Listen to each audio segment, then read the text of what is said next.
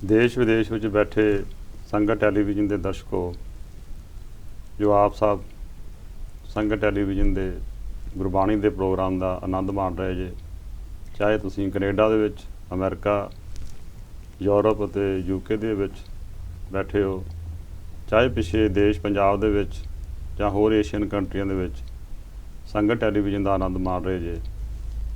मैं तुहाडा सब का धन्नवाद करदा हां ते तुहानूं सारिआं नूं अर्ज करदा हां कि आओ आपां सारे संगत टैलीविजन का हिस्सा बणीए, इहदे विच आपां अपना जिन्ना भी योगदान हो सके वो पाओ, ताकि संगत टैलीविजन जो है मतलब हर मुद्दे के उत्ते तुहानूं एक सही ते सच्ची आवाज़ दे सके।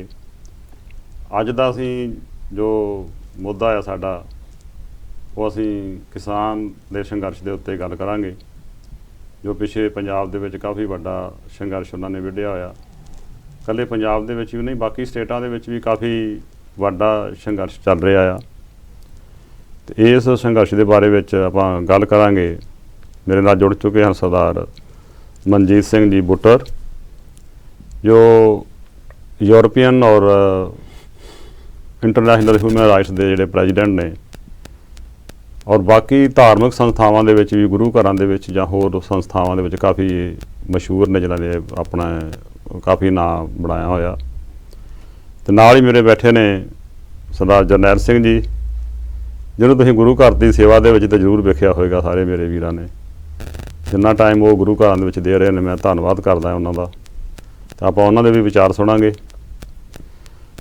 आओ अज दे इस किसान दे संघर्ष बारे आपां गल करिए, खुल के गल करांगे कि किस तरह ये किसान का जो संघर्ष आ वो कोई पहली बार नहीं होया, बहुत बार संघर्ष लड़िया, पर हर वारी कुछ नहीं मिलता रहा, जां तो साडे लीडरां ने उन्होंने इंसाफ नहीं दवाया, तो जां सेंट्रल गवर्नमेंट ने खुद भी उन्होंने इंसाफ देने तो कन्नी कुतराया।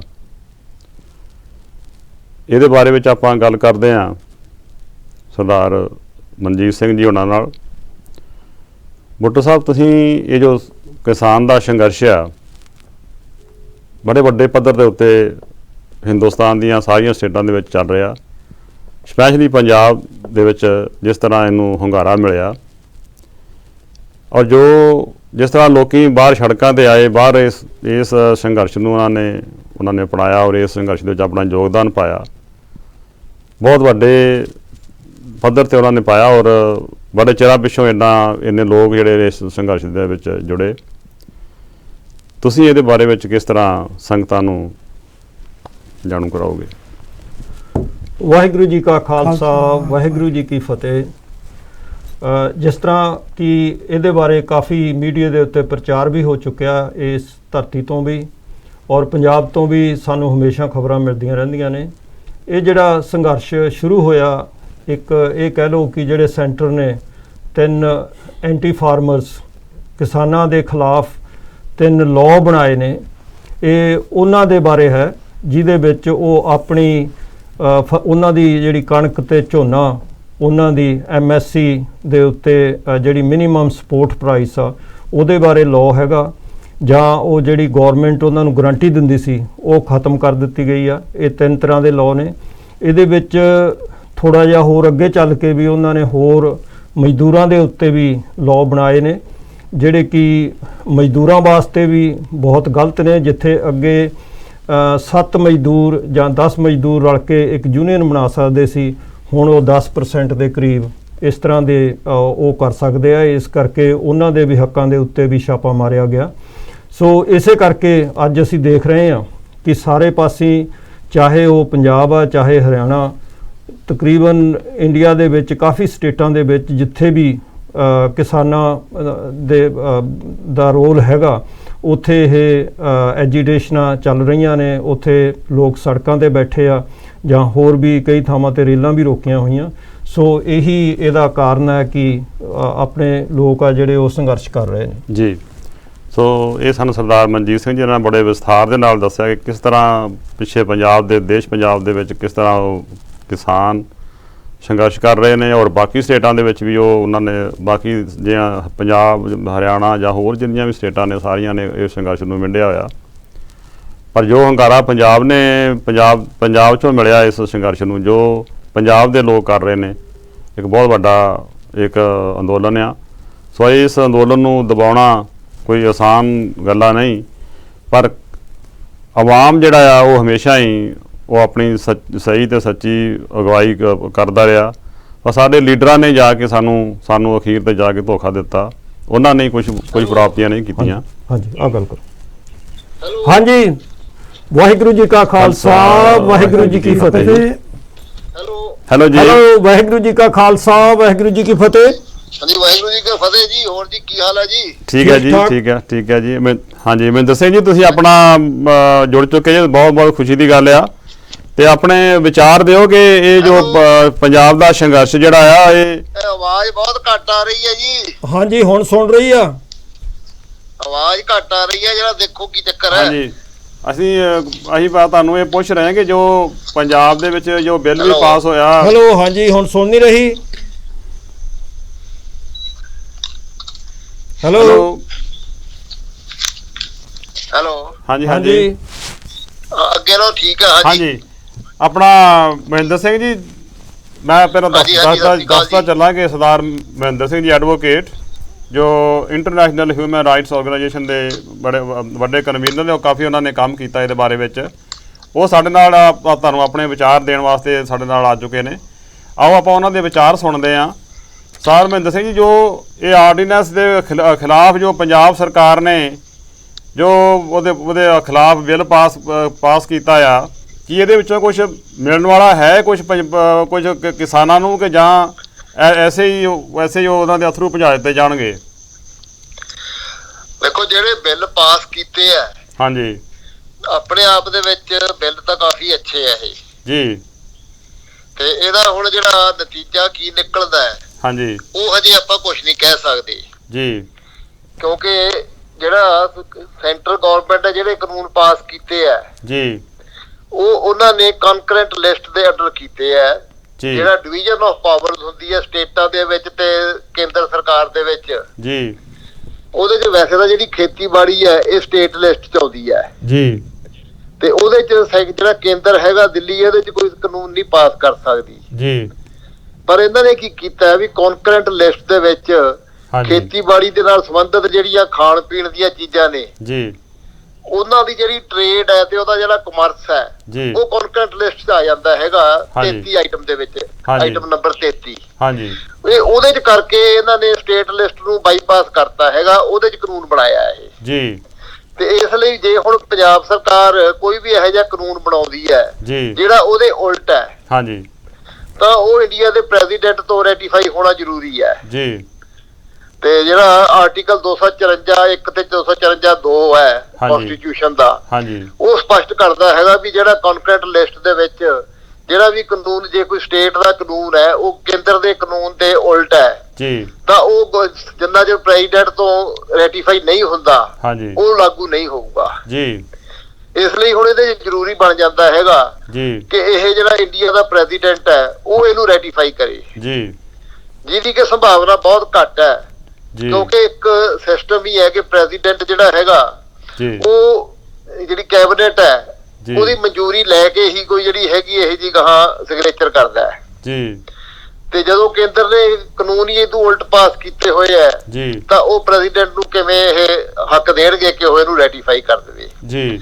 ਇਸ ਕਰਕੇ ਸੰਭਾਵਨਾ ਨਹੀਂ ਹੈਗੀ ਕਿ ਇਹ ਜਿਹੜਾ ਕਾਨੂੰਨ ਹੈਗਾ ਇਹ ਬਣ ਸਕੂਗਾ। ਜੀ, ਹਾਂ, ਇਹ ਜ਼ਰੂਰ ਹੈਗਾ ਵੀ ਜਿਹੜਾ ਕਿਸਾਨਾਂ ਦਾ ਸੰਘਰਸ਼ ਚੱਲ ਰਿਹਾ ਹੈ, ਜੀ, ਉਸ ਸੰਘਰਸ਼ ਨੂੰ ਹੋਰ ਸਹੀ ਦਿਸ਼ਾ ਪ੍ਰਦਾਨ ਕਰਨ ਦੇ ਵਿੱਚ ਜੀ, ਇਹ ਜਿਹੜੇ ਬਿੱਲ ਹੈਗੇ ਜੀ, ਇਹ ਇੱਕ ਹੋਰ ਨਵਾਂ ਵਧੀਆ ਰਸਤਾ ਦੇ ਸਕਦੇ ਆ। ਜੀ, ਕਿਉਂਕਿ ਜਿਹੜੀਆਂ ਗੱਲਾਂ ਜਿਹੜੇ ਕੇਂਦਰ ਦੇ ਕਾਨੂੰਨਾਂ ਦੇ ਵਿੱਚ ਗਲਤ ਸੀਗੀਆਂ, ਜੀ, ਜਿਨ੍ਹਾਂ ਦੇ ਰੋਸ 'ਚ ਕਿਸਾਨਾਂ ਵੱਲੋਂ ਧਰਨੇ ਚੱਲ ਰਹੇ ਆ, ਜੀ, ਤੇ ਆਮ ਵੀ ਸਾਰੀ ਸੰਗਤ ਦਾ ਇਹ ਕਹਿਣਾ ਹੈ ਕਿ ਇਹ ਗਲਤ ਹੋਇਆ ਹੈ, ਜੀ, ਉਹ ਸਾਰੀਆਂ ਗੱਲਾਂ ਜਿਹੜੇ ਪੰਜਾਬ ਦੇ ਇਹ ਕਾਨੂੰਨ ਨੇ ਉਹਦੇ ਵਿੱਚ ਪਾਤੀਆਂ ਗਈਆਂ ਨੇ। ਜੀ, ਇਸ ਕਰਕੇ ਹੁਣ ਇੱਕ ਸਹੀ ਦਿਸ਼ਾ ਪ੍ਰਦਾਨ ਕਰਨ ਦੇ ਵਿੱਚ ਤਾਂ ਅੱਛਾ ਰੋਲ ਕਰ ਸਕਦਾ ਹੈ, ਜੀ, ਪਰ ਇਹ ਆਸ ਬਹੁਤ ਘੱਟ ਕੀਤੀ ਜਾਂਦੀ ਹੈ ਕਿ ਪ੍ਰੈਜ਼ੀਡੈਂਟ ਇਹਨਾਂ ਨੂੰ ਮੰਨ ਲੂਗਾ ਜੀ। ਜੀ। ਜੋ ਆਪਣਾ ਜੋ ਪੋਲੀਟੀਕਲ ਪਾਰਟੀਆਂ ਜੋ ਪਹਿਲਾਂ ਦੇ ਉਹਦੀ ਹਮਾਇਤ ਕਰਦੀਆਂ ਸੀਗੀਆਂ ਕਿ ਪੰਜਾਬ ਸਰਕਾਰ ਇਹਦੇ ਅਗੇਂਸਟ ਜਿਹੜਾ ਬਿੱਲ ਪਾਸ ਕਰੇ, ਜਦੋਂ ਉਹਨਾਂ ਨੇ ਬਿੱਲ ਪਾਸ ਕਰ ਦਿੱਤਾ ਫਿਰ ਉਹਦਾ ਹੀ ਉਹਨਾਂ ਦੀਆਂ ਕਿਵੇਂ ਉਹਨਾਂ ਦਾ ਹੀ ਉਹਨਾਂ ਨੂੰ ਕਿਸ ਤਰ੍ਹਾਂ ਕ੍ਰਿਟਿਸਿਜ਼ਮ ਕਰ ਰਹੀਆਂ ਨੇ, ਇਹ ਪੋਲੀਟੀਕਲ ਪਾਰਟੀਆਂ ਕੀ ਲਾਹਾ ਲੈਣਾ ਚਾਹੁੰਦੀਆਂ ਨੇ ਕਿ ਜਾਂ ਵਾਕਿਆ ਇਹ ਜੋ ਸਹੀ ਰੌਲਾ ਪਾ ਰਹੀਆਂ ਨੇ? ਕੋਈ ਜਿਹੜੀਆਂ ਪੋਲੀਟੀਕਲ ਪਾਰਟੀਆਂ ਦਾ ਜਿਹੜਾ ਸ਼ੁਰੂ ਤੋਂ ਹੀ ਰੋਲ ਹੈ, ਮੈਂ ਕਿਸੇ ਇੱਕ ਪਾਰਟੀ ਦਾ ਨਾਂ ਨਹੀਂ ਲੈਂਦਾ ਜੀ, ਸਾਰੀਆਂ ਦਾ ਹੀ ਜਿਹੜਾ ਕੰਮ ਹੈ ਹਾਂਜੀ ਬੀਜੇਪੀ ਨੂੰ ਛੱਡ ਕੇ, ਕਿਉਂਕਿ ਬੀਜੇਪੀ ਨੇ ਤਾਂ ਇਹ ਬਿੱਲ ਪਾਸ ਕੀਤਾ ਹੈ ਤੇ ਉਹਦੇ ਤੇ ਉਹ ਬਾਜ਼ ਦੇਦਾ ਹੈ ਜੀ ਕਿ ਅਸੀਂ ਜੋ ਕੀਤਾ ਹੈ ਅਸੀਂ ਉਹਦੇ ਤੇ ਸਟਿੱਕ ਕਰਾਂਗੇ ਜੀ। ਪਰ ਜਿਹੜੀਆਂ ਬਾਕੀ ਪਾਰਟੀਆਂ ਨੇ ਹਾਂਜੀ ਉਹ ਇਸ ਬਿੱਲ ਦਾ ਵਿਰੋਧ ਕਰਨ 'ਚ ਆਪਣੇ ਆਪ ਨੂੰ ਦੂਜਿਆਂ ਨਾਲੋਂ ਮੋਹਰੀ ਦਿਖਾਉਣ ਦਾ ਕੋਸ਼ਿਸ਼ ਕਰ ਰਹੀਆਂ ਨੇ ਜੀ। ਸਾਰੀਆਂ ਦਾ ਇਹ ਜ਼ੋਰ ਲੱਗਿਆ ਹੋਇਆ ਹੈ ਕਿ ਅਸੀਂ ਇਹ ਦਿਖਾਈਏ ਕਿ ਅਸੀਂ ਕਿਸਾਨਾਂ ਦੇ ਦੂਜਿਆਂ ਨਾਲੋਂ ਵੱਧ ਹੇਤੂ ਹੈ, ਤਾਂ ਕਿ ਆਉਣ ਵਾਲੀਆਂ ਚੋਣਾਂ ਜਿਹੜੀਆਂ 1.25 ਸਾਲ 1.5 ਸਾਲ ਹੀ ਰਹਿ ਗਿਆ 2022 ਦੀਆਂ, ਉਹਦੇ ਵਿੱਚ ਅਸੀਂ ਕਿਸਾਨਾਂ ਦੀ ਸਪੋਰਟ ਹਾਸਲ ਕਰ ਸਕੀਏ। ਉਹੀ ਚੀਜ਼ ਹੁਣ ਵੀ ਚੱਲ ਰਹੀ ਹੈ। ਬਿੱਲ ਦੀ ਵਿਰੋਧਤਾ ਕਿਸੇ ਨੇ ਨਹੀਂ ਕੀਤੀ, ਕਿਉਂਕਿ ਬਿੱਲ ਦੀ ਵਿਰੋਧਤਾ ਕਰਨੀ ਬਣਦੀ ਹੋਈ ਨਹੀਂ ਸੀ, ਕਿਉਂਕਿ ਆਪਣੀ ਲੈਜਿਸਲੇਚਰ ਇਹੀ ਪਾਸ ਕਰ ਸਕਦੀ ਸੀ, ਇਸ ਤੋਂ ਵੱਧ ਲੈਜਿਸਲੇਚਰ ਕੋਲੇ ਕੋਈ ਪਾਵਰ ਹੀ ਨਹੀਂ ਸੀਗੀ। ਉਹਦੀ ਵਿਰੋਧਤਾ ਅੰਦਰ ਕਿਸੇ ਨੇ ਨਹੀਂ ਕੀਤੀ, ਪਰ ਬਾਹਰ ਆ ਕੇ ਸਾਰੇ ਫੇਰ ਆਪਣੇ ਆਪਣੇ ਵੱਧ ਦਿਖਾਉਣ ਲੱਗ ਗਏ ਹਥਕੰਡੇ ਕਿ ਅਸੀਂ ਬਾਕੀਆਂ ਨਾਲੋਂ ਵੱਧ ਹੈ। ਉਹਦੇ ਚ ਸਿਰਫ ਇਹਨਾਂ ਦੀਆਂ ਵੋਟਾਂ ਇਕੱਠੀਆਂ ਕਰਨ ਵਾਲਾ ਹੀ ਇੱਕ ਸਕੀਮ ਹੈ, ਹੋਰ ਇਸ ਤੋਂ ਵੱਧ ਕੋਈ ਨਹੀਂ ਹੈ। ਕੋਈ ਉਹਦੇ ਚ ਸਿੰਸੈਰਿਟੀ ਨਹੀਂ ਹੈਗੀ। ਹਜੇ ਤੱਕ ਕਿਸੇ ਨੇ ਇਹ ਨਹੀਂ ਦਿਖਾਇਆ ਕਿ ਅਸੀਂ ਕਿਸਾਨਾਂ ਦੇ ਹਿੱਤਾਂ ਲਈ ਸੱਚੀ ਸਿੰਸੀਅਰ ਹੈ। ਸਿਰਫ ਇੱਕ ਦਿਖਾਵੇ ਦੇ ਤੌਰ ਤੇ ਉਹ ਕੰਮ ਕਰ ਰਹੀਆਂ ਨੇ ਜੀ। ਥੋੜਾ ਜਿਹਾ ਆਪਣਾ ਮਹਿੰਦਰ ਸਿੰਘ ਜੀ ਆਪਣਾ ਇਹਦੇ ਤੇ ਚਾਨਣਾ ਪਾ ਦਿਓ ਕਿ ਜਿਹੜਾ ਆਰਟੀਕਲ 254 ਕਨਸਟੀਟਿਊਸ਼ਨ ਆ, ਇਹਦਾ ਕਿਸ ਤਰ੍ਹਾਂ ਨਵਾਂ ਰਾਹ ਇਹਨਾਂ ਜਿਹੜਾ ਜੋ ਹੈ ਤੇ ਦੁਬਾਰਾ ਥੋੜਾ ਜਿਹਾ ਚਾਨਣਾ ਪਾਇਓ ਜੀ। 254 ਦਾ ਰਾਹ ਨਹੀਂ ਮਿਲਿਆ ਹਾਂਜੀ। 254 ਹੈਗਾ ਜਿਹੜੇ ਆਰਟੀਕਲ ਕਨਕਰੈਂਟ ਲਿਸਟ ਹੁੰਦੀ ਹੈ ਨਾ ਜੀ, 7ਵਾਂ ਸ਼ਡਿਊਲ ਹੈ ਕਨਸਟੀਟਿਊਸ਼ਨ ਦਾ ਹਾਂਜੀ। ਉਸ 7ਵੇਂ ਸ਼ਡਿਊਲ ਦੇ ਵਿੱਚ 3 ਲਿਸਟਾਂ ਦਿੱਤੀਆਂ ਹੋਈਆਂ ਨੇ ਜੀ। ਇੱਕ ਲਿਸਟ ਉਹ ਹੈ ਜਿਹੜੀ ਸੈਂਟਰ ਦੀ ਲਿਸਟ ਹੈ ਜੀ, ਜਿਹਦੇ ਤੇ ਕਾਨੂੰਨ ਸਿਰਫ ਕੇਂਦਰ ਸਰਕਾਰ ਹੀ ਬਣਾ ਸਕਦੀ ਹੈ ਜੀ। ਦੂਜੀ ਲਿਸਟ ਜਿਹੜੀ ਹੈਗੀ ਉਹ ਸਟੇਟ ਲਿਸਟ ਹੈ ਜੀ, ਜਿਹਦੇ ਚ ਸਿਰਫ ਜਿਹੜੀਆਂ ਰਾਜ ਸਰਕਾਰਾਂ ਨੇ, ਪੰਜਾਬ ਦੀ ਹੋਈ, ਹਰਿਆਣੇ ਦੀ ਹੋਈ, ਮਹਾਰਾਸ਼ਟਰ ਦੀ ਹੋਈ, ਉਹ ਰਾਜ ਸਰਕਾਰਾਂ ਹੀ ਬਣਾ ਸਕਦੀਆਂ ਨੇ ਜੀ। ਤੀਜੀ ਲਿਸਟ ਇੱਕ ਹੈਗੀ ਜਿਹੜੀ ਕਨਕਰੈਂਟ ਲਿਸਟ ਹੈ ਜੀ, ਜਿਹਦੇ ਚ ਦੋਨੋਂ ਸਰਕਾਰਾਂ ਬਣਾ ਸਕਦੀਆਂ ਨੇ, ਕੇਂਦਰ ਸਰਕਾਰ ਵੀ ਉਹਦੇ ਤੇ ਕਾਨੂੰਨ ਬਣਾ ਸਕਦਾ ਹੈ ਤੇ ਜਿਹੜੀ ਰਾਜ ਦੀ ਸਰਕਾਰ ਹੈ ਉਹ ਵੀ ਬਣਾ ਸਕਦੀ ਹੈ ਜੀ। ਜਿਹੜੀ 254 ਇਹ ਕਹਿੰਦਾ ਹੈਗਾ ਵੀ ਜੇ ਉਸ ਕਨਕਰੈਂਟ ਲਿਸਟ ਜਿਹਦੇ ਦੋਨੋਂ ਸਰਕਾਰਾਂ ਬਣਾ ਸਕਦੀਆਂ ਉਹਦੇ ਚ ਕੋਈ ਕਾਨੂੰਨ ਇਹੋ ਜਿਹਾ ਬਣਦਾ ਹੈ ਜਿਹਦੇ ਚ ਕੇਂਦਰ ਵਾਲੇ ਚ ਤੇ ਰਾਜ ਸਰਕਾਰ ਵਾਲੇ ਚ ਕੋਈ ਫਰਕ ਹੈ ਜੀ, ਤਾਂ ਕੇਂਦਰ ਸਰਕਾਰ ਵਾਲਾ ਜਿਹੜਾ ਹੈਗਾ ਉਹ ਸਹੀ ਰਹੂਗਾ, ਜਿਹੜਾ ਰਾਜ ਸਰਕਾਰ ਵਾਲਾ ਹੈਗਾ ਉਹ ਨਹੀਂ ਮੰਨਿਆ ਜਾਊਗਾ ਜੀ। ਪਰ ਦੂਜਾ ਜਿਹੜਾ ਪੁਆਇੰਟ ਹੈ ਇਹਦੇ ਚ 254(2) ਆ ਜਾਂਦਾ ਹੈ ਜੀ, ਉਹਦੇ ਚ ਉਹਨਾਂ ਨੇ ਸਪਸ਼ਟ ਕੀਤਾ ਹੋਇਆ ਵੀ ਜੇ ਕੋਈ ਰਾਜ ਸਰਕਾਰ ਕਾਨੂੰਨ ਬਣਾਉਂਦੀ ਹੈ ਜਿਹੜਾ ਕੇਂਦਰ ਸਰਕਾਰ ਦੇ ਕਾਨੂੰਨ ਨਾਲੋਂ ਫਰਕ ਹੈ ਜੀ, ਤੇ ਉਹ ਪ੍ਰੈਜ਼ੀਡੈਂਟ ਨੂੰ ਭੇਜ ਦਿੰਦੀ ਹੈ ਦਸਤਖਤ ਕਰਨ ਲਈ ਜੀ। ਜੇ ਪ੍ਰੈਜ਼ੀਡੈਂਟ ਉਹਦੇ ਤੇ ਦਸਤਖਤ ਕਰ ਦਿੰਦਾ ਹੈ ਜੀ, ਤਾਂ ਉਹ ਜਿਹੜਾ ਸਟੇਟ ਗਵਰਨਮੈਂਟ ਵਾਲਾ ਕਾਨੂੰਨ ਹੈਗਾ ਉਹ ਕੇਂਦਰ ਸਰਕਾਰ ਨਾਲੋਂ ਉੱਤੋਂ ਦੀ ਮੰਨਿਆ ਜਾਊਗਾ ਉਸ ਰਾਜ ਦੇ ਵਿੱਚ ਜਿਹਦੇ ਰਾਜ ਚੋਂ ਪਾਸ ਕੀਤਾ ਗਿਆ। ਜੇ ਪੰਜਾਬ ਵੱਲੋਂ ਕੀਤਾ ਗਿਆ ਤੇ ਪ੍ਰੈਜ਼ੀਡੈਂਟ ਉਹ ਤੇ ਦਸਤਖਤ ਕਰ ਦਿੰਦਾ ਹੈ ਤਾਂ ਉਹ ਪੰਜਾਬ ਦੇ ਵਿੱਚ ਲਾਗੂ ਮੰਨਿਆ ਜਾਊਗਾ ਜੀ। ਇਹ 254(2) ਕਹਿੰਦਾ ਹੈ ਜੀ। ਪਰ ਇਹ ਸੰਭਾਵਨਾ ਬਹੁਤ ਘੱਟ ਹੁੰਦੀ ਹੈ, ਕਿਉਂਕਿ ਜਿਹੜੀ ਪ੍ਰੈਜ਼ੀਡੈਂਟ ਹੈ ਹਾਂਜੀ ਉਹ ਕੇਂਦਰ ਸਰਕਾਰ ਦੀ ਜਿਹੜੀ ਮੰਤਰੀ ਮੰਡਲ ਹੈ ਉਹਦੇ ਕਹਿਣ ਤੇ ਕੰਮ ਕਰਦਾ ਹੈ। ਬਿਲਕੁਲ ਬਿਲਕੁਲ ਹਾਂਜੀ। ਉਹ ਇਹਨਾਂ ਹਾਲਾਤਾਂ ਦੇ ਵਿੱਚ ਸੰਭਾਵਨਾ ਬਹੁਤ ਘੱਟ ਹੈ। ਬਹੁਤ ਹੀ ਕੋਈ ਦਰਿਆਈ ਦਿਲੀ ਹੋਵੇ, ਕੇਂਦਰ ਸਰਕਾਰ ਵੀ ਇਹ ਸੋਚੇ ਵੀ ਠੀਕ ਹੈ ਪੰਜਾਬ ਦੇ ਵਿੱਚ ਅਸੀਂ ਇਹਨਾਂ ਨੂੰ ਇਹ ਲਾਗੂ ਕਰ ਲੈਣ ਦੀ, ਇਹ ਪੰਜਾਬ ਦੇ ਕਿਸਾਨਾਂ ਦੇ ਹੱਕ ਦੀ ਗੱਲ ਹੈ ਜੀ, ਫੇਰ ਤਾਂ ਹੋ ਸਕਦਾ ਹੈ। ਪਰ ਅੱਜ ਦੇ ਜੋ ਹਾਲਾਤ ਨੇ ਇਹਦੇ ਚ ਇਹੋ ਜਿਹੀ ਕੋਈ ਗੱਲ ਲੱਗਦੀ ਨੀ ਗੀ ਵੀ ਬੀਜੇਪੀ ਗਵਰਨਮੈਂਟ ਜਿਹੜੀ ਹੈ ਇਸ ਤਰ੍ਹਾਂ ਦਾ ਕੋਈ ਕਰਨ ਦੇ ਰੌ ਦੇ ਵਿੱਚ ਹੈਗੀ ਹੈ ਜੀ। ਹੋਰ ਤੁਸੀਂ ਕਿਹੜੀ ਸਾਡੇ ਸਰੋਤਿਆਂ ਨੂੰ ਜਾਣਕਾਰੀ ਦੇਣਾ ਚਾਹੁੰਦੇ ਜਿਹੜੀ ਅਸੀਂ ਤੁਹਾਡੇ ਕੋਲ ਪੁੱਛਣ ਤੋਂ ਰਹਿ ਗਏ ਆ, ਤੇ ਉਹ ਤੁਸੀਂ ਸਾਡੇ ਸਰੋਤਿਆਂ ਨੂੰ ਥੋੜੀ ਜਾਣਕਾਰੀ ਦਿਓ। ਵੀ ਜਿਹੜੇ ਇਹ ਬਿੱਲ ਨੇ ਇਹ ਅੱਖਾਂ ਖੋਲਣ ਦੇ ਲਈ ਬਹੁਤ ਹੈ, ਕਿਉਂਕਿ ਜਿਹੜੇ ਨੁਕਸ ਸੀਗੇ ਹਾਂਜੀ ਆਪਾਂ ਪਹਿਲਾਂ ਵੀ ਗੱਲ ਕੀਤੀ ਸੀ ਜੀ, ਵੀ ਜਿਹੜੇ ਨੁਕਸ ਆਪਾਂ ਕੱਢਦੇ ਸੀਗੇ, ਚਾਹੇ ਅਸੀਂ ਕੱਢਦੇ ਸੀ ਚਾਹੇ ਕਿਸਾਨ ਕੱਢਦੇ ਸੀਗੇ ਜੀ, ਕਿ ਇੱਕ ਤਾਂ ਜਿਹੜਾ ਇਹਦੇ ਚ ਨਵੇਂ ਕਾਨੂੰਨ ਜਿਹੜੇ ਕੇਂਦਰ ਨੇ ਲਿਆਂਦੇ ਆ ਜੀ, ਉਹਦੇ ਚ ਉਹਨਾਂ ਨੇ MSP ਦੀ ਗੱਲ ਨਹੀਂ ਕੀਤੀ ਜੀ। ਜਿਹੜਾ ਇਹ ਪੰਜਾਬ ਸਰਕਾਰ ਨੇ ਬਣਾਇਆ ਉਹਨਾਂ ਨੇ ਬੜਾ ਸਪਸ਼ਟ ਕਰ ਦਿੱਤਾ ਹੈ ਵੀ ਜਿਹੜੀ ਕਣਕ ਤੇ ਝੋਨਾ, ਚਾਹੇ ਬਾਕੀ ਦੀਆਂ ਕ੍ਰੌਪਸ ਬਾਰੇ ਇਹਨਾਂ ਨੇ ਗੱਲ ਨਹੀਂ ਕੀਤੀ, ਪਰ 2 ਕ੍ਰੌਪਸ ਬਾਰੇ ਉਹਨਾਂ ਨੇ ਸਪਸ਼ਟ ਕੀਤਾ ਵੀ ਕਣਕ ਤੇ ਝੋਨਾ ਜਿਹੜਾ ਹੈਗਾ ਇਹ MSP ਤੋਂ ਥੱਲੇ ਬਿਲਕੁਲ ਨਹੀਂ ਵੇਚਿਆ ਜਾ ਸਕੂਗਾ। ਜੇ ਕੋਈ ਇਹਦੀ ਖਰੀਦ ਕਰਦਾ MSP ਤੋਂ ਥੱਲੇ ਤਾਂ ਉਹਨੂੰ 3 ਸਾਲ ਦੀ ਕੈਦ ਹੋਊਗੀ ਜੀ। ਦੂਜੀ ਗੱਲ ਇਹਨਾਂ ਨੇ ਇਹ ਕੀਤੀ ਹੈ ਵੀ ਜਿਹੜੀ ਪਹਿਲਾਂ ਖਦਸ਼ਾ ਸੀਗਾ ਕਿ ਜਿਹੜੇ ਨਵੇਂ ਵਪਾਰੀ ਆਉਣਗੇ ਉਹਨਾਂ ਦੇ ਉੱਤੇ ਕੋਈ ਟੈਕਸ ਜਾਂ ਆੜਤ ਨਹੀਂ ਲੱਗੂਗੀ, ਜਿਹਦੇ ਕਰਕੇ ਉਹ ਦੂਜੇ ਜਿਹੜੇ ਸਰਕਾਰ ਦੀ ਖਰੀਦ ਹੈ ਉਹਦੇ ਨਾਲੋਂ ਬੈਟਰ ਪੋਜੀਸ਼ਨ 'ਚ ਹੋਣਗੇ। ਸਰਕਾਰ ਨੂੰ ਖਰੀਦ ਕਰਨ ਲੱਗੇ ਉਹਨਾਂ ਨਾਲ ਮੁਕਾਬਲਾ ਕਰਨਾ ਮੁਸ਼ਕਲ ਹੋ ਜਾਊਗਾ। ਉਹ ਵੀ ਇਹਦੇ 'ਚ ਕਿਹਾ ਗਿਆ ਕਿ ਜਿਹੜੀ ਆੜਤ ਹੈ ਤੇ ਸਰਕਾਰ ਦੀ ਫੀਸ ਹੈ ਉਹ ਵੀ ਉਹਨਾਂ ਤੇ ਲਾਈ ਜਾਊਗੀ। ਤੀਸਰਾ ਜਿਹੜਾ ਇਹਨਾਂ ਨੇ ਚੰਗੀ ਗੱਲ ਕੀਤੀ ਹੈ ਕਿ ਜਿਹੜਾ ਉਹਦੇ 'ਚ ਜਿਹੜੀ ਪਹਿਲਾ ਸਰਕਾਰ ਨੈਸ਼ਨਲ ਕਾਨੂੰਨ ਹੈ ਉਹਦੇ 'ਚ ਕਿਹਾ ਹੋਇਆ ਵੀ ਜੇ ਕੋਈ ਇਹਦੇ 'ਚ ਆਪਸ 'ਚ ਝਗੜਾ ਪੈਂਦਾ ਹੈ ਵਪਾਰੀ ਦਾ ਤੇ ਕਿਸਾਨ ਦਾ ਤਾਂ ਉਹ ਕਚਹਿਰੀ 'ਚ ਨਹੀਂ ਜਾ ਸਕਦਾ ਕੋਈ, ਉਹਦਾ ਫੈਸਲਾ ਐਸਡੀਐਮ ਵੱਲੋਂ ਬਣਾਈ ਹੋਈ ਇੱਕ ਕਮੇਟੀ ਕਰੂਗੀ। ਪਰ ਇਹ ਜਿਹੜੇ ਪੰਜਾਬ ਵਾਲੇ ਕਾਨੂੰਨ ਨੇ ਇਹਨਾਂ 'ਚ ਇਹ ਵੀ ਇਹਨਾਂ ਨੇ ਕਰਤਾ ਹੈ ਵੀ ਜਿਹੜੇ ਕੋਈ ਵੀ ਜਿਹੜਾ ਸਮਝਦਾ ਕਿ ਮੇਰੇ ਨਾਲ ਧੱਕਾ ਹੋ ਰਿਹਾ ਹੈ ਉਹ ਕਚਹਿਰੀ 'ਚ ਵੀ ਜਾ ਸਕਦਾ ਹੈ।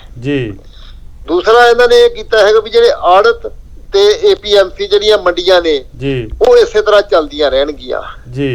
ਚੌਥਾ ਜਿਹੜਾ ਕੰਮ ਇਹਨਾਂ ਨੇ ਕੀਤਾ ਹੈ ਕਿ ਜਿਹੜਾ ਐਸੈਂਸ਼ੀਅਲ ਕਮੋਡਿਟੀਜ਼ ਐਕਟ ਹੈ ਜਿਹਦੇ ਵਿੱਚ ਕੇਂਦਰੀ ਕਾਨੂੰਨ ਨੇ ਕੀਤਾ ਸੀਗਾ ਕਿ ਕੋਈ ਵੀ ਕਿੰਨਾ ਵੀ ਜਿਹੜਾ ਸਟਾਕ ਹੈਗਾ ਉਹ ਕਰ ਸਕਦਾ, ਈਵਨ ਕਣਕ, ਝੋਨਾ, ਆਇਲ ਸੀਡਸ, ਆਲੂ, ਪਿਆਜ਼ ਇਹ ਸਾਰੇ ਉਹਦੇ ਚੋਂ ਕੱਢਦੇ ਸੀਗੇ ਐਸੈਂਸ਼ੀਅਲ ਕਮੋਡਿਟੀਜ਼ ਚੋਂ ਤੇ ਜਿੰਨਾ ਮਰਜ਼ੀ ਕੋਈ ਇਹਦਾ ਸਟਾਕ ਕਰ ਸਕਦਾ ਸੀਗਾ। ਭਾਅ ਉਹਦੇ ਨਾਲ ਵਧਣ ਦੇ ਚਾਂਸਸ ਜ਼ਿਆਦਾ ਸੀ ਜੋ ਆਮ ਲੋਕਾਂ ਲਈ ਵੀ ਖਤਰਨਾਕ ਸੀ। ਇਹ ਵੀ ਇਹ ਜਿਹੜਾ ਪੰਜਾਬ ਵਾਲਾ ਕਾਨੂੰਨ ਹੈ ਇਹਦੇ 'ਚ ਇਹਨਾਂ ਨੇ ਰੱਖਿਆ ਕਿ ਉਹ ਜਿਵੇਂ ਪਹਿਲਾਂ ਸੀ ਸਟੇਟਸ ਕੋ ਮੇਨਟੇਨ ਰਹੂਗਾ। ਇਹਦੇ 'ਚ ਵੱਡੀ ਚੀਜ਼ ਹੁਣ ਇਹ ਹੈ ਵੀ ਜੇ ਇੱਕ ਗਾਈਡਲਾਈਨਸ ਜਿਹਨੂੰ ਅਸੀਂ ਕਹਿੰਦੇ ਆ ਵੀ ਜੋ ਕਿਸਾਨ ਮੰਗ ਰਿਹਾ ਉਹ ਗੱਲਾਂ ਇਹਦੇ 'ਚ ਪੈ ਗਈਆਂ। ਹੁਣ ਕੇਂਦਰ ਨੂੰ ਇਹ ਸੋਚਣ ਦੀ ਲੋੜ ਹੈ ਕਿ ਜੋ ਕਿਸਾਨਾਂ ਦਾ ਸੰਘਰਸ਼ ਹੈ ਉਹ ਆ ਗੱਲਾਂ ਤੇ ਹੈ। ਅਸੀਂ ਜੇ ਆਪਣੇ ਕਾਨੂੰਨਾਂ ਦੇ ਵਿੱਚ ਸੋਧ ਕਰਕੇ ਇਹ ਚੀਜ਼ਾਂ ਉਹਦੇ ਵਿੱਚ ਪਾ ਦਈਏ ਤਾਂ ਕਿਸਾਨਾਂ ਦਾ ਜਿਹੜਾ ਰੋਹ ਹੈਗਾ ਉਹ ਖਤਮ ਹੋ ਸਕਦਾ। ਉਹ ਇਸ ਗੱਲ ਨੂੰ ਮੰਨ ਸਕਦੇ ਆ ਕਿ ਆਹ ਸਹੀ ਗੱਲਾਂ ਨੇ ਜੋ ਹੋਣੀਆਂ ਚਾਹੀਦੀਆਂ। ਇਹ ਹੁਣ ਕੇਂਦਰ ਤੇ ਹੈ ਕਿ ਉਹ ਇਸ ਗੱਲ ਨੂੰ ਸੋਚਦੇ ਆ, ਮੰਨਦੇ ਆ ਜਾਂ ਨਹੀਂ। ਇਹ ਮੇਨ ਗੱਲ ਹੈ। ਦੂਸਰਾ ਸਰਦਾਰ ਮਹਿੰਦਰ ਸਿੰਘ ਜੀ, ਅਸੀਂ ਇਹ ਪੁੱਛਣਾ ਚਾਹੁੰਦੇ ਕਿ ਜਿਹੜੀ ਸੈਂਟਰ ਸਰਕਾਰ ਇਹ ਕਹਿ ਰਹੀ ਹੈ ਕਿ ਉਹ ਮੰਡੀਕਰਨ ਬੋਰਡ ਨੂੰ ਤੋੜੇਗੀ ਨਹੀਂ ਜਾਂ ਇਹਨਾਂ ਨੂੰ ਖਤਮ ਨਹੀਂ ਕਰੇਗੀ, ਤੁਹਾਡਾ ਇਹਦੇ ਬਾਰੇ ਵਿੱਚ ਕੀ ਜਾਣਕਾਰੀ ਹੈ ਕਿ ਉਹ ਤੋੜੇਗੀ ਜਾਂ ਇਹਨਾਂ ਨੂੰ ਸਲੋ ਮੋਸ਼ਨ ਤੇ ਕਰ ਦੇਗੀ ਜਾਂ ਇਹਨਾਂ ਨੂੰ ਹੌਲੀ ਹੌਲੀ ਇਹਨਾਂ ਨੂੰ ਖਤਮ ਕਰੇਗੀ? ਦੇਖੋ, ਜਿਹੜਾ ਹੁਣ ਤੱਕ ਸਾਡੀ ਬੀਜੇਪੀ ਦੀ ਜਿਹੜੀ ਕੇਂਦਰ ਸਰਕਾਰ ਹੈ ਉਹਦਾ ਰਵੱਈਆ ਰਿਹਾ ਜੀ, ਉਹਨਾਂ ਦਾ ਹਰ ਐਕਸ਼ਨ ਜਿਹੜਾ ਹੈਗਾ ਜੀ ਉਹ ਵੱਡਾ ਜਿਹੜਾ ਵਪਾਰੀ ਹੈ ਹਾਂਜੀ ਕੁਛ ਚੰਦ ਘਰਾਣੇ ਹੈ ਜੀ ਉਹਨਾਂ ਦੇ ਹੱਕ 'ਚ ਹੀ ਇਹ ਭੁਗਤਦੇ ਰਹੇ ਆ ਜੀ। ਤੇ ਇਹ ਜਿਹੜੇ ਕਾਨੂੰਨ ਹੈ ਇਹ ਵੀ ਉਹ ਵੱਡਿਆਂ ਘਰਾਣਿਆਂ ਦੇ ਹੱਕ 'ਚ ਨੇ ਜੀ। ਇਦੋਂ ਗਾਹਾਂ ਜਿਹੜੇ ਲੇਬਰ ਦੇ ਕਾਨੂੰਨ ਇਹਨਾਂ ਨੇ ਬਣਾਏ ਆ ਉਹ ਵੀ ਵੱਡਿਆਂ ਘਰਾਣਿਆਂ ਦੇ ਫੈਕਟਰੀ ਮਾਲਕਾਂ ਦੇ ਹੱਕ 'ਚ ਨੇ, ਲੇਬਰ ਦੇ ਉਲਟ ਨੇ ਜੀ।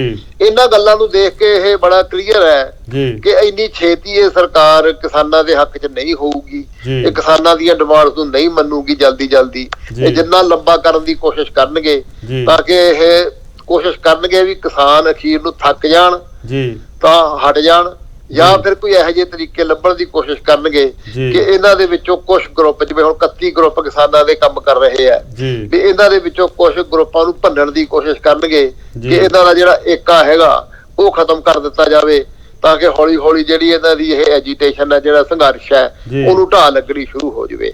ਪਰ ਹਜੇ ਤੱਕ ਇਹੋ ਜਿਹਾ ਕੋਈ ਅਸਾਰ ਨਹੀਂ ਨਜ਼ਰ ਆਉਂਦੇ। ਸਾਰੀਆਂ ਜਥੇਬੰਦੀਆਂ ਬਹੁਤ ਸਪਸ਼ਟ ਨੇ, ਬੜੀ ਕਲੈਰਿਟੀ ਦੇ ਨਾਲ ਉਹ ਕੰਮ ਕਰ ਰਹੀਆਂ ਨੇ, ਉਹਨਾਂ 'ਚ ਕੋਈ ਕਿਸੇ ਕਿਸਮ ਦਾ ਫਰਕ ਨਹੀਂਗਾ, ਉਹਨਾਂ ਨੂੰ ਕੋਈ ਸਮਝਣ ਦੀ ਕਮੀ ਨਹੀਂ ਹੈ, ਬਿਲਕੁਲ ਠੀਕ ਚੱਲ ਰਹੇ ਨੇ ਜੀ ਉਹ ਜੀ। ਤੁਹਾਡਾ ਬਹੁਤ ਬਹੁਤ ਧੰਨਵਾਦ ਜੀ ਸਰਦਾਰ ਮਹਿੰਦਰ ਸਿੰਘ ਜੀ। ਤੁਸੀਂ ਹਿਊਮਨ ਰਾਈਟਸ ਦੇ ਜੋ ਇੰਟਰਨੈਸ਼ਨਲ ਲੈਵਲ ਦੇ ਜੋ ਤੁਸੀਂ ਕੰਮ ਕਰ ਰਹੇ ਜੀ, ਤੁਹਾਡਾ ਬਹੁਤ ਬਹੁਤ ਧੰਨਵਾਦ। ਤੇ ਸੰਗਤ ਟੈਲੀਵਿਜ਼ਨ ਤੇ ਆਉਣ ਦਾ ਤੁਹਾਡਾ ਫਿਰ ਧੰਨਵਾਦ ਕਰਦੇ ਹਾਂ। ਫਤਿਹ ਅੱਜ ਕਰਦੇ ਹਾਂ। ਵਾਹਿਗੁਰੂ ਜੀ ਕਾ ਖਾਲਸਾ, ਵਾਹਿਗੁਰੂ ਜੀ ਕੀ ਫਤਿਹ। ਹਾਂਜੀ ਜਰਨੈਲ ਸਿੰਘ, ਤੁਸੀਂ ਜੋ ਇਹ ਸੰਘਰਸ਼ ਚੱਲ ਰਿਹਾ ਹੈ ਪੰਜਾਬ ਦੇ ਵਿੱਚ, ਇਹ ਸੰਘਰਸ਼ ਪਹਿਲੀ ਵਾਰ ਤੇ ਨਹੀਂ ਹੋਇਆ, ਪਹਿਲਾਂ ਵੀ ਕਾਫੀ ਸੰਘਰਸ਼ ਲੜੇ, 70 ਦੇ ਵਿੱਚ ਵੀ ਇਹ ਮੋਰਚੇ ਲੱਗੇ ਔਰ ਕਾਮਯਾਬ ਵੀ ਹੋਏ। ਫਿਰ ਸਰਕਾਰ ਨੇ ਇੰਨਾ ਕੁ ਪ੍ਰੈਸ਼ਰ ਪਾ ਕੇ ਉਹਨਾਂ ਨੂੰ ਕਿਸ ਤਰ੍ਹਾਂ ਤਾਰ-ਪੀੜੋ ਕੀਤਾ। ਤੁਸੀਂ ਇਸ ਸੰਘਰਸ਼ ਨੂੰ ਕਿਸ ਤਰ੍ਹਾਂ ਲੈਂਦੇ ਜੀ? ਇਹ ਪਹਿਲੀ ਗੱਲ ਤਾਂ ਇਹਨਾਂ ਨੇ ਜੋ ਕੇਂਦਰ ਸਰਕਾਰ ਨੇ ਕੀਤਾ ਇਹ ਬਿਲਕੁਲ ਬਿਨਾਂ ਪੁੱਛਿਆ ਜੀ, ਬਿਨਾਂ ਡਿਸਕਸ਼ਨ ਕੀਤਿਆਂ ਜੀ। ਇੱਕ ਰਾਜ ਸਰਕਾਰ ਹੈ, ਕੇਂਦਰ ਸਰਕਾਰ ਹੈ ਜੀ। ਸਾਡੇ ਕੋਲੇ 5 ਵਾਰੀ ਬਣੇ CM ਹੈਗੇ ਆ ਜੀ, ਤੇ ਇਹਨਾਂ ਨੇ ਕਿਸੇ ਦੀ ਰਾਏ ਲੈਣ ਦੀ ਸੋਚੀ ਨਹੀਂ ਜੀ। ਉਧਰ ਕਰੋਨਾ ਵਾਇਰਸ ਹੋਇਆ ਹੋਇਆ, ਉਧਰ ਚਾਈਨਾ ਨਾਲ ਲੜੀ ਜਾਂਦੇ ਆ ਜੀ, ਤੇ ਉਧਰ ਕਿਸਾਨਾਂ ਤੋਂ ਬਿਨਾਂ ਇਹ ਚੱਲੂਗਾ ਕੰਮ ਕਿਵੇਂ ਜੀ? ਇਹ ਤਾਂ ਬਿਲਕੁਲ ਇਹਨਾਂ ਨੇ ਬਹੁਤ ਜ਼ਿਆਦਾ ਪਹਿਲਾਂ ਗੁਜਰਾਤ ਧੱਕਾ ਕੀਤਾ ਜੀ, ਉੱਥੇ ਕਿਵੇਂ ਕਿਸਾਨਾਂ ਨੂੰ ਪਹਿਲਾਂ ਜਾ ਕੇ ਵਸਾਇਆ ਗਿਆ ਜੀ, ਜੰਗਲਾਂ ਨੂੰ ਪੱਟਿਆ ਜੀ, ਉੱਥੇ ਜਾ ਕੇ ਅੱਜ ਜਿਹੜੇ ਮਾਫੀਆ ਗਰੁੱਪ ਆ ਉਹ ਮੂਹਰੇ ਆ ਗਏ। ਤੁਹਾਡਾ ਵਿਚਾਰ ਇਹ ਹੈ ਕਿ ਜਿਸ ਤਰ੍ਹਾਂ ਪੰਜਾਬ ਦੇ ਵਿੱਚੋਂ ਪਹਿਲੀਆਂ ਦੇ ਵਿੱਚ 1965 ਦੇ ਵਿੱਚ ਪੰਜਾਬ ਦੇ ਕਿਸਾਨਾਂ ਨੂੰ ਖੜ ਕੇ ਤੇ ਉੱਥੇ ਜਾ ਕੇ ਉਹ ਬੰਜਰ ਜ਼ਮੀਨਾਂ ਦਿੱਤੀਆਂ ਗਈਆਂ, ਅੱਜ ਉਹਨਾਂ ਨੂੰ ਉਜਾੜਿਆ ਜਾ ਰਿਹਾ ਕਿ ਤੁਹਾਨੂੰ ਕੋਈ ਜ਼ਮੀਨਾਂ ਵਾਪਸ ਇਹ ਮਾਫੀਆ ਗਰੁੱਪ ਹੀ ਆ ਉੱਪਰੋਂ ਲੈ ਕੇ ਇਰਾਨੀ, ਉਹਨਾਂ ਦਾ ਤਾਂ ਨਾਂ ਹੀ ਇਹਨਾਂ ਦੇ ਵਿੱਚੋਂ ਹੀ ਪੈਦਾ ਹੋਇਆ, ਕੁਝ ਹਾਈ ਲੈਵਲ ਤੇ ਆ ਜੀ। ਹੁਣ ਆਪਾਂ ਇੱਥੇ ਬਾਹਰਲੇ NRI ਬੈਠੇ ਆ ਜੀ, ਉਹ ਇਹ 1960-65 ਵਾਲੀ ਤਾਂ ਗੱਲ ਹੈ ਨਹੀਂਗੀ ਜੀ। ਹੁਣ ਤਾਂ ਸਾਰੇ ਬੱਚੇ ਨੂੰ ਪਤਾ ਵੀ ਗਵਰਨਮੈਂਟਾਂ ਕੀ ਕਰ ਰਹੀਆਂ ਜੀ। ਜੇ ਉਦੋਂ ਅਟੈਕ ਕਰਾ ਸਕਦਾ ਅਡਵਾਨੀ ਇੰਦਰਾ ਨੂੰ ਕਹਿ ਕੇ, ਅੱਜ ਮੋਦੀ ਨੂੰ ਕਹਿ ਕੇ ਕੀ ਨਹੀਂ ਕਰਾ ਸਕਦਾ ਜੀ। ਹੁਣ ਸਿੱਖਾਂ ਨੇ ਕੇਸ ਜਿੱਤ ਲਿਆ, ਜ਼ਿਮੀਂਦਾਰਾਂ ਨੇ ਜੀ, ਪੰਜਾਬੀਆਂ ਨੇ, ਜਿਵੇਂ ਉਹ ਹਾਈ ਕੋਰਟ ਚ ਲੈ ਗਿਆ ਜੀ, ਉਹੀ ਮੋਦੀ। ਜੀ, ਅੱਜ ਆਪਾਂ ਇਹ ਤੋਂ ਕੀ ਭਾਲਦੇ ਆ? ਜੀ। ਇਹਨਾਂ ਬੰਦਿਆਂ ਨੂੰ ਚਾਹੀਦਾ ਵੀ ਜੋ ਸਾਡੇ ਪੋਲੀਟੀਕਲ ਲੋਕ ਹੈ 5-5 ਵਾਰੀ ਸਾਨੂੰ ਪਤਾ ਨਹੀਂ ਸੀ ਵੀ ਇਹਨਾਂ ਨੂੰ ਤਨਖਾਹਾਂ ਮਿਲਦੀਆਂ, ਪੈਨਸ਼ਨਾਂ ਮਿਲਦੀਆਂ, ਅਸੀਂ ਕਹਿੰਦੇ ਸੀ ਅਸੀਂ ਇਹਨਾਂ ਨੂੰ ਚੁਣ ਕੇ ਭੇਜਿਆ।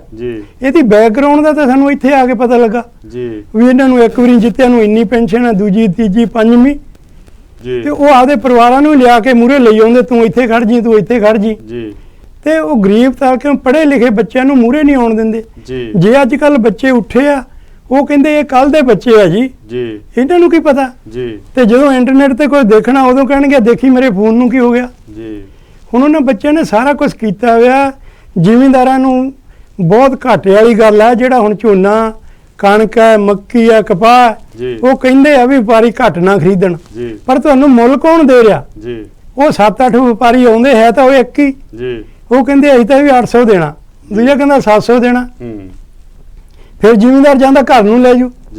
ਤੇ ਹੁਣ ਦਿੱਲੀ ਕਿਵੇਂ ਲੈ ਜਾਵਾਂਗੇ ਜਦੋਂ ਪਿੰਡਾਂ 'ਚ ਹੀ ਨਹੀਂ ਆਪਾਂ ਮੰਡੀਆਂ ਚਲ ਜਾ ਸਕਦੇ, ਕਿਸੇ ਕੋਲ ਟਰਾਲੀ ਹੈ ਨਹੀਂ, ਕਿਸੇ ਕੋਲ ਗੱਡਾ ਹੈ ਨਹੀਂ, ਘਰੇ ਰੱਖਣ ਨੂੰ ਜਗ੍ਹਾ ਨਹੀਂ ਗੀ। ਤੇ ਇਹਦੇ ਵਿੱਚ ਹੁਣ ਜਿਹੜੇ ਪੰਜਾਬ ਦੇ ਲੋਕ ਆ ਉੱਠੇ ਆ, ਬਾਹਰਲੇ ਲੋਕ NRI ਆ, ਇਹਨਾਂ ਦੀਆਂ ਜ਼ਮੀਨਾਂ ਬਹੁਤ ਪਈਆਂ, ਇਹਨਾਂ ਨੂੰ NRI ਨੂੰ ਉੱਥੇ ਇੰਡੀਆ ਵਾਲਿਆਂ ਦੀ ਲੋਕਾਂ ਦੀ ਹੈਲਪ ਕਰਨੀ ਚਾਹੀਦੀ ਆ। ਜੇ 1 ਸਾਲ ਦਾ ਮਾਮਲਾ ਨਾ ਆਊ, 2 ਦਾ ਨਾ ਆਊ, ਫਿਰ ਆਉਣ ਵਾਲਾ ਸਮਾਂ ਤਾਂ ਸਾਰਾ ਹੀ ਉਹਨਾਂ ਦਾ। ਅੱਜ ਜੇ ਹੱਲਾ ਮਾਰ ਲੈਣਗੇ ਸਾਰੇ ਤਾਂ ਚੰਗੇ ਰਹਿਣਗੇ, ਤੇ ਨਹੀਂ ਤਾਂ ਰੌਲੇ ਬਿਨਾਂ ਤਾਂ ਗੱਲ ਨਹੀਂ ਮੁੱਕਣੀ ਇਹਨਾਂ ਦੀ। ਤੇ ਦੇਣਾ ਲੈਣਾ ਦਿੱਲੀ ਨੇ ਕੁਛ ਨਹੀਂ, ਜਦੋਂ ਦੇ ਆਪਾਂ ਜਨਮੇ ਆ ਉਦੋਂ ਦੀਆਂ ਗੱਲਾਂ ਸੁਣੀ ਜਾਂਦੇ ਆ। ਸੁਰਤ ਸੰਭਾਲੀ ਤੋਂ ਦਿੱਲੀ ਜਾਂਦੇ ਆ ਸਾਰੇ ਕਾਰਾਂ ਲੈ ਕੇ, ਕੋਈ ਜਹਾਜ਼ਾਂ ਜਾਂਦਾ ਖਰਚਾ ਕਰਕੇ, ਜਿਹੜੇ ਸਾਡੇ CM ਬਣਾਏ ਜਾਂਦੇ ਆ। ਤੇ ਉਹ ਫਿਰ ਉੱਥੇ ਦਿੱਲੀ ਵਾਲੇ ਕਹਿ ਦਿੰਦੇ ਦੇਵਾਂਗੇ, ਦੇਣਾ ਨਹੀਂ ਦੇਵਾਂਗੇ ਕਹਿੰਦੇ ਆ, ਤੇ ਅੱਜ ਤੱਕ ਮਿਲਿਆ ਕੁਛ ਨਹੀਂ। ਹੁਣ ਇਹ ਜ਼ਿਮੀਂਦਾਰਾਂ ਦਾ ਖਿਆਲ ਆ ਜਿਹੜਾ ਮਜ਼ਦੂਰਾਂ ਦਾ, ਉਹ ਘਾਟਾ ਸਾਰਿਆਂ ਨੂੰ ਪੈਣਾ। ਤੇ ਜਾਂ ਜ਼ਿਮੀਂਦਾਰ ਖੇਤੀ ਛੱਡ ਦੇਣ ਤੇ ਕਿਸੇ ਨੂੰ ਵੰਡ ਨਾ ਦੇਣ ਖੇਤ 'ਚ, ਤੇ ਫਿਰ ਇਹ ਬਾਹਰੋਂ ਕਣਕਾਂ ਖਰੀਦ ਲੈਣ। ਹੁਣ ਜ਼ਿਮੀਂਦਾਰ ਦਾ ਠੇਕਾ ਲਿਆ ਵੀ ਦਿਨ ਪਰ ਰਾਤ ਜਾ ਕੇ ਖੇਤਾਂ 'ਚ ਰਵੇ। ਜਿਨ੍ਹਾਂ ਨੇ ਇਹ ਬਣਾਏ ਆ ਬਿੱਲ, ਉਹਨਾਂ ਸਾਰਿਆਂ ਨੂੰ ਰਾਤਾਂ ਨੂੰ ਖੇਤਾਂ 'ਚ ਖੜੇ ਕਰਨਾ ਚਾਹੀਦਾ ਨੰਗੇ ਪੈਰੀਂ। ਫਿਰ ਉਹਨਾਂ ਨੂੰ ਪੁੱਛਣ ਵੀ ਬਿੱਲ ਕਿਵੇਂ ਬਣਾਉਣੇ ਆ, ਉਹਨਾਂ ਨੂੰ ਪਤਾ ਹੀ ਨਹੀਂ ਵੀ ਕੀ ਕਰਨਾ, ਕਿਵੇਂ ਖੇਤੀ ਹੁੰਦੀ ਹੈ। ਸੋ ਸਾਧ ਸੰਗਤ ਜੀ, ਸਾਨੂੰ ਸਰਦਾਰ ਜਰਨੈਲ ਸਿੰਘ ਜਿਨ੍ਹਾਂ ਨੇ ਬੜੇ ਵਿਸਥਾਰ ਨਾਲ ਦੱਸਿਆ ਕਿ ਇਹ ਕਿਸਾਨੀ ਸੰਘਰਸ਼ ਜੋ ਚੱਲ ਰਿਹਾ, ਜੋ ਅੱਜ ਐਡਾ ਵੱਡਾ ਲਾਵਾ ਫੁੱਟਿਆ, ਇਹ ਕਿਸਾਨੀ ਸੰਘਰਸ਼ ਕੋਈ ਅੱਜ ਤੋਂ ਨਹੀਂ ਚੱਲਿਆ। ਇਹ ਬੜੇ ਪਹਿਲਾਂ ਵੀ ਕਈ ਵਾਰ ਕਿਸਾਨ ਵਿਚਾਰੇ ਆਪਣਾ ਸੰਘਰਸ਼ ਕਰਦੇ ਚਲੇ ਆਉਂਦੇ ਆ, ਪਰ ਦਿੱਲੀ ਸਰਕਾਰ ਨੂੰ ਜਦੋਂ ਵੀ ਕਿਸਾਨਾਂ ਦੇ ਕੋਲੋਂ ਲੋੜ ਪਈ, ਜਦੋਂ ਵੀ ਇਹਨਾਂ ਨੂੰ ਵਰਤਣਾ ਚਾਹਿਆ, ਜੇ 1960 ਦੀ ਜਾਂ 65 ਦੀ ਗੱਲ ਕਰੀਏ, ਉਦੋਂ ਦਿੱਲੀ ਦੇ ਹਾਕਮ ਜਿਹੜੇ ਸੀਗੇ ਉਹ ਪੰਜਾਬ ਦੇ ਵਿੱਚ ਖੁਦ ਗਏ ਕਿ ਇਹਨਾਂ ਵੀਰਾਂ ਨੂੰ ਆਪਾਂ ਗੁਜਰਾਤ ਦੇ ਵਿੱਚ ਤੇ UP ਦੇ ਮੱਧ ਪ੍ਰਦੇਸ਼ ਵਿੱਚ ਲੈ ਕੇ ਜਿਹੜੀਆਂ ਜ਼ਮੀਨਾਂ ਸਾਡੇ ਕੋਲੋਂ ਬੰਜਰ ਪਈਆਂ ਨੇ ਉਹ ਦਈਏ ਇਹਨਾਂ ਨੂੰ, ਤਾਂ ਕਿ ਇਹ ਜ਼ਮੀਨਾਂ ਉਹਨਾਂ ਨੂੰ ਆਬਾਦ ਕਰ ਲੈਣ। ਕਿਉਂਕਿ ਉਹ ਜਿਹੜੀਆਂ ਜ਼ਮੀਨਾਂ ਇੰਨੀਆਂ ਬੰਜਰ ਸੀਗੀਆਂ ਕਿ ਉੱਥੋਂ ਦੇ ਜਿਹੜੇ ਲੋਕਲ ਵਸਿੰਦੇ ਸੀ ਉਹਨਾਂ ਨੂੰ ਆਬਾਦ ਨਹੀਂ ਸੀ ਕਰ ਸਕਦੇ।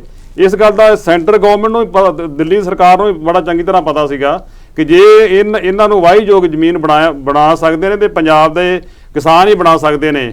ਉਹਨਾਂ ਨੂੰ ਉਦੋਂ ਵਰਗਲਾ ਕੇ ਲੈ ਗਏ। ਅੱਜ ਉਹਨਾਂ ਦੀਆਂ 3 ਪੀੜ੍ਹੀਆਂ ਉੱਥੇ ਬੈਠੀਆਂ ਨੇ।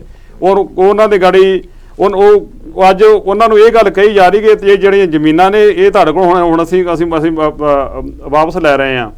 40 ਸਾਲ 50 ਸਾਲ ਤੋਂ 60 ਸਾਲ ਤੋਂ ਉੱਥੇ ਬੈਠੇ ਨੇ, ਜ਼ਮੀਨਾਂ ਨੂੰ ਆਬਾਦ ਕੀਤਾ ਔਰ ਉੱਥੋਂ ਉਹਨਾਂ ਨੂੰ ਪ੍ਰੋਡਕਸ਼ਨ ਕੱਢ ਕੇ ਹਿੰਦੁਸਤਾਨ ਨੂੰ ਆਪਣੇ ਸਿਰ ਕੀਤਾ, ਤੇ ਅੱਜ ਉਹਨਾਂ ਨੂੰ ਕਹਿ ਰਹੇ ਕਿ ਤੁਸੀਂ ਤੁਹਾਡੇ ਕੋਲ ਇਹ ਜ਼ਮੀਨਾਂ ਵਾਪਸ ਲਈਆਂ ਜਾਣਗੀਆਂ। ਇਹੋ ਜਿਹੇ ਕਾਨੂੰਨ ਜਿਹੜੇ ਨੇ ਇਹ ਦਿੱਲੀ ਸਰਕਾਰ ਨੇ ਜਿਹੜੇ ਬਣਾਏ ਨੇ, ਇਹਨਾਂ ਨੂੰ ਕਦੋਂ ਠੱਲ ਪਵੇਗੀ। ਸੋ ਆਓ ਆਪਾਂ ਸਾਰੇ ਰਲ ਕੇ ਇਹਨਾਂ ਇਹੋ ਜਿਹੇ ਜਿਹੜਾ ਉਜਾੜਾ ਹੁਣ ਕਹਿੰਦੇ ਨੇ ਵੀ ਅਸੀਂ ਉਹ ਜਿਹੜੇ ਕਿਸਾਨ ਜਿਹੜੇ ਉਦੋਂ ਦੇ ਬੈਠੇ ਨੇ ਹੁਣ ਉਹਨਾਂ ਨੂੰ ਜਿਵੇਂ ਕੋਈ ਜ਼ਮੀਨਾਂ ਵਾਪਸ ਲੈ ਰਹੀਆਂ ਜਾਣ, ਉਹ ਕਿੱਧਰ ਨੂੰ ਜਾਣਗੇ? ਇੰਨਾ ਉਜਾੜਾ ਜਿਹੜਾ ਕਿਸਾਨਾਂ ਦਾ ਹੋਏਗਾ ਉਹ ਕਿੱਧਰ ਨੂੰ ਜਾਣਗੇ?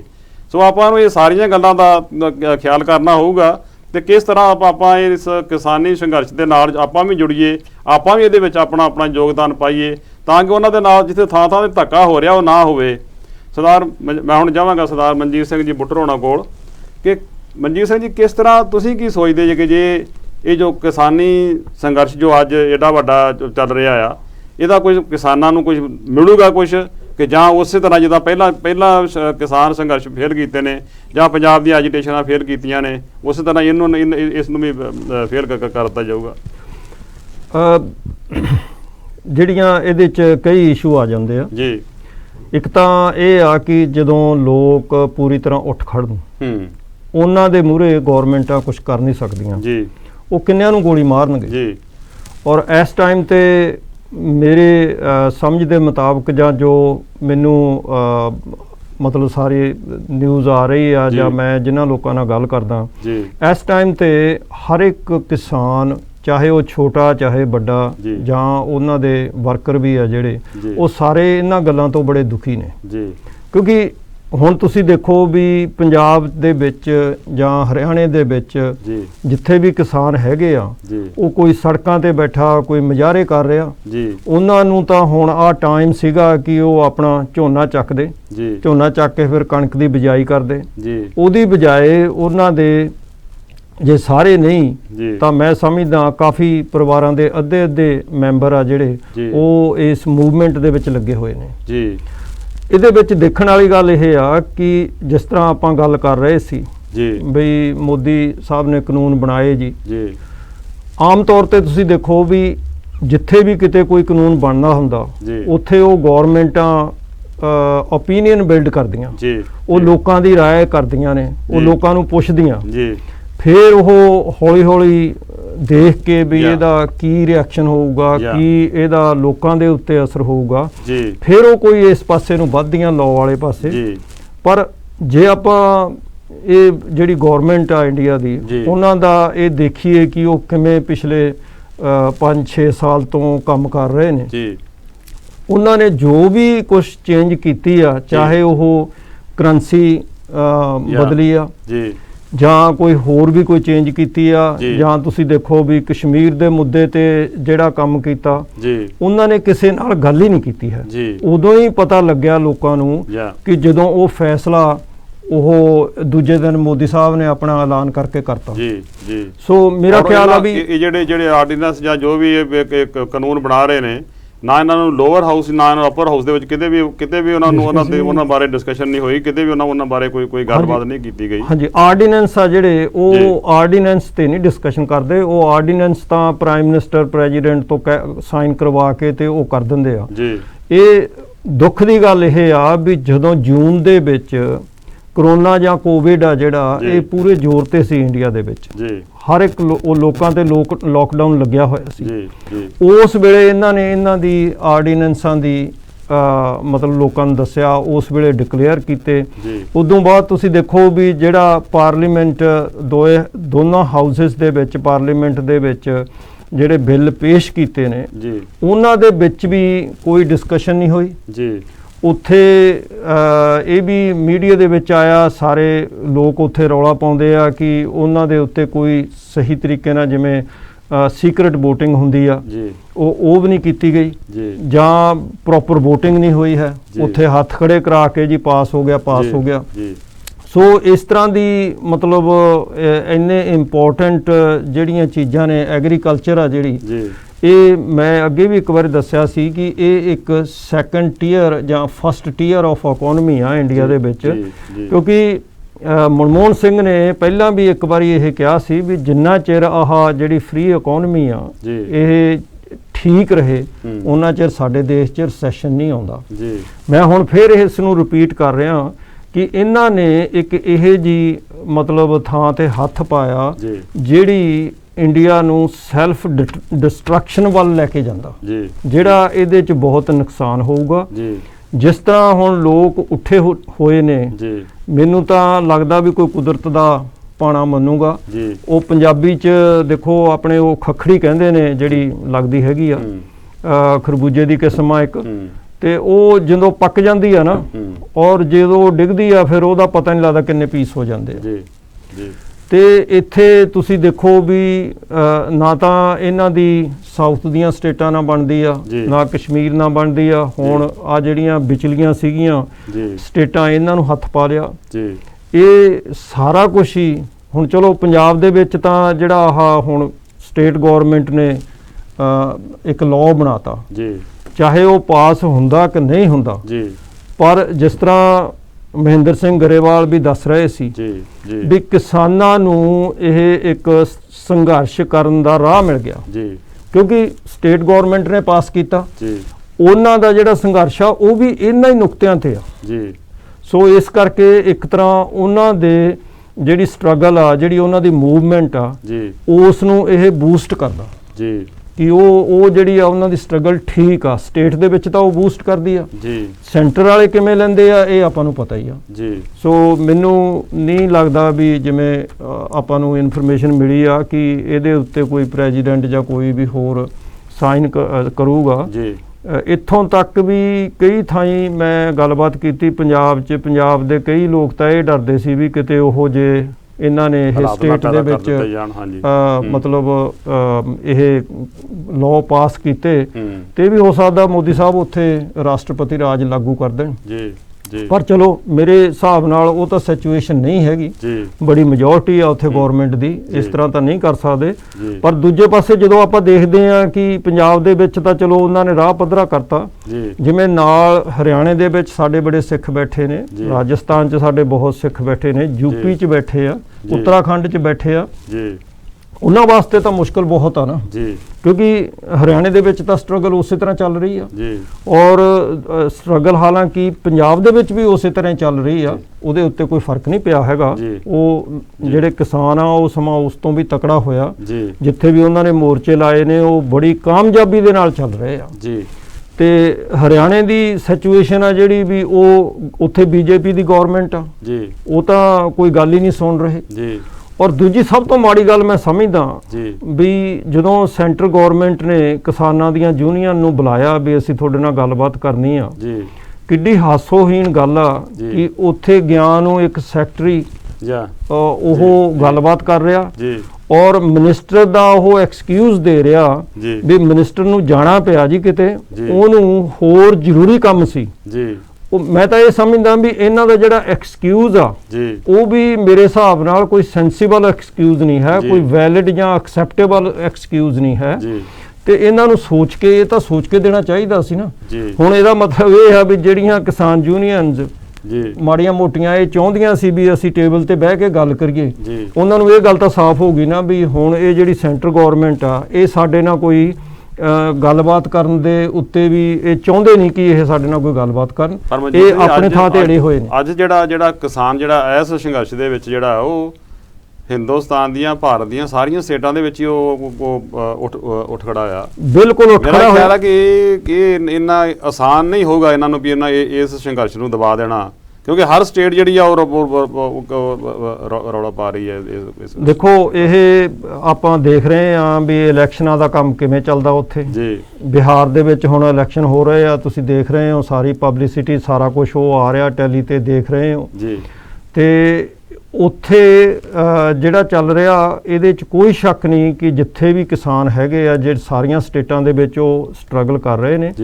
ਕਈਆਂ ਸਟੇਟਾਂ ਦੇ ਵਿੱਚ ਪੰਜਾਬ, ਹਰਿਆਣਾ ਜਾਂ ਜਿਹੜੇ ਨੇ ਇਹਨਾਂ ਦੇ ਵਿੱਚ ਜ਼ਿਆਦਾ ਸਟਰੋਂਗ ਆ, ਦੂਜਿਆਂ 'ਚ ਹੋ ਸਕਦਾ ਆਪਾਂ ਨੂੰ ਉਸ ਤਰ੍ਹਾਂ ਦੀ ਇਨਫੋਰਮੇਸ਼ਨ ਨਾ ਮਿਲਦੀ ਹੋਵੇ।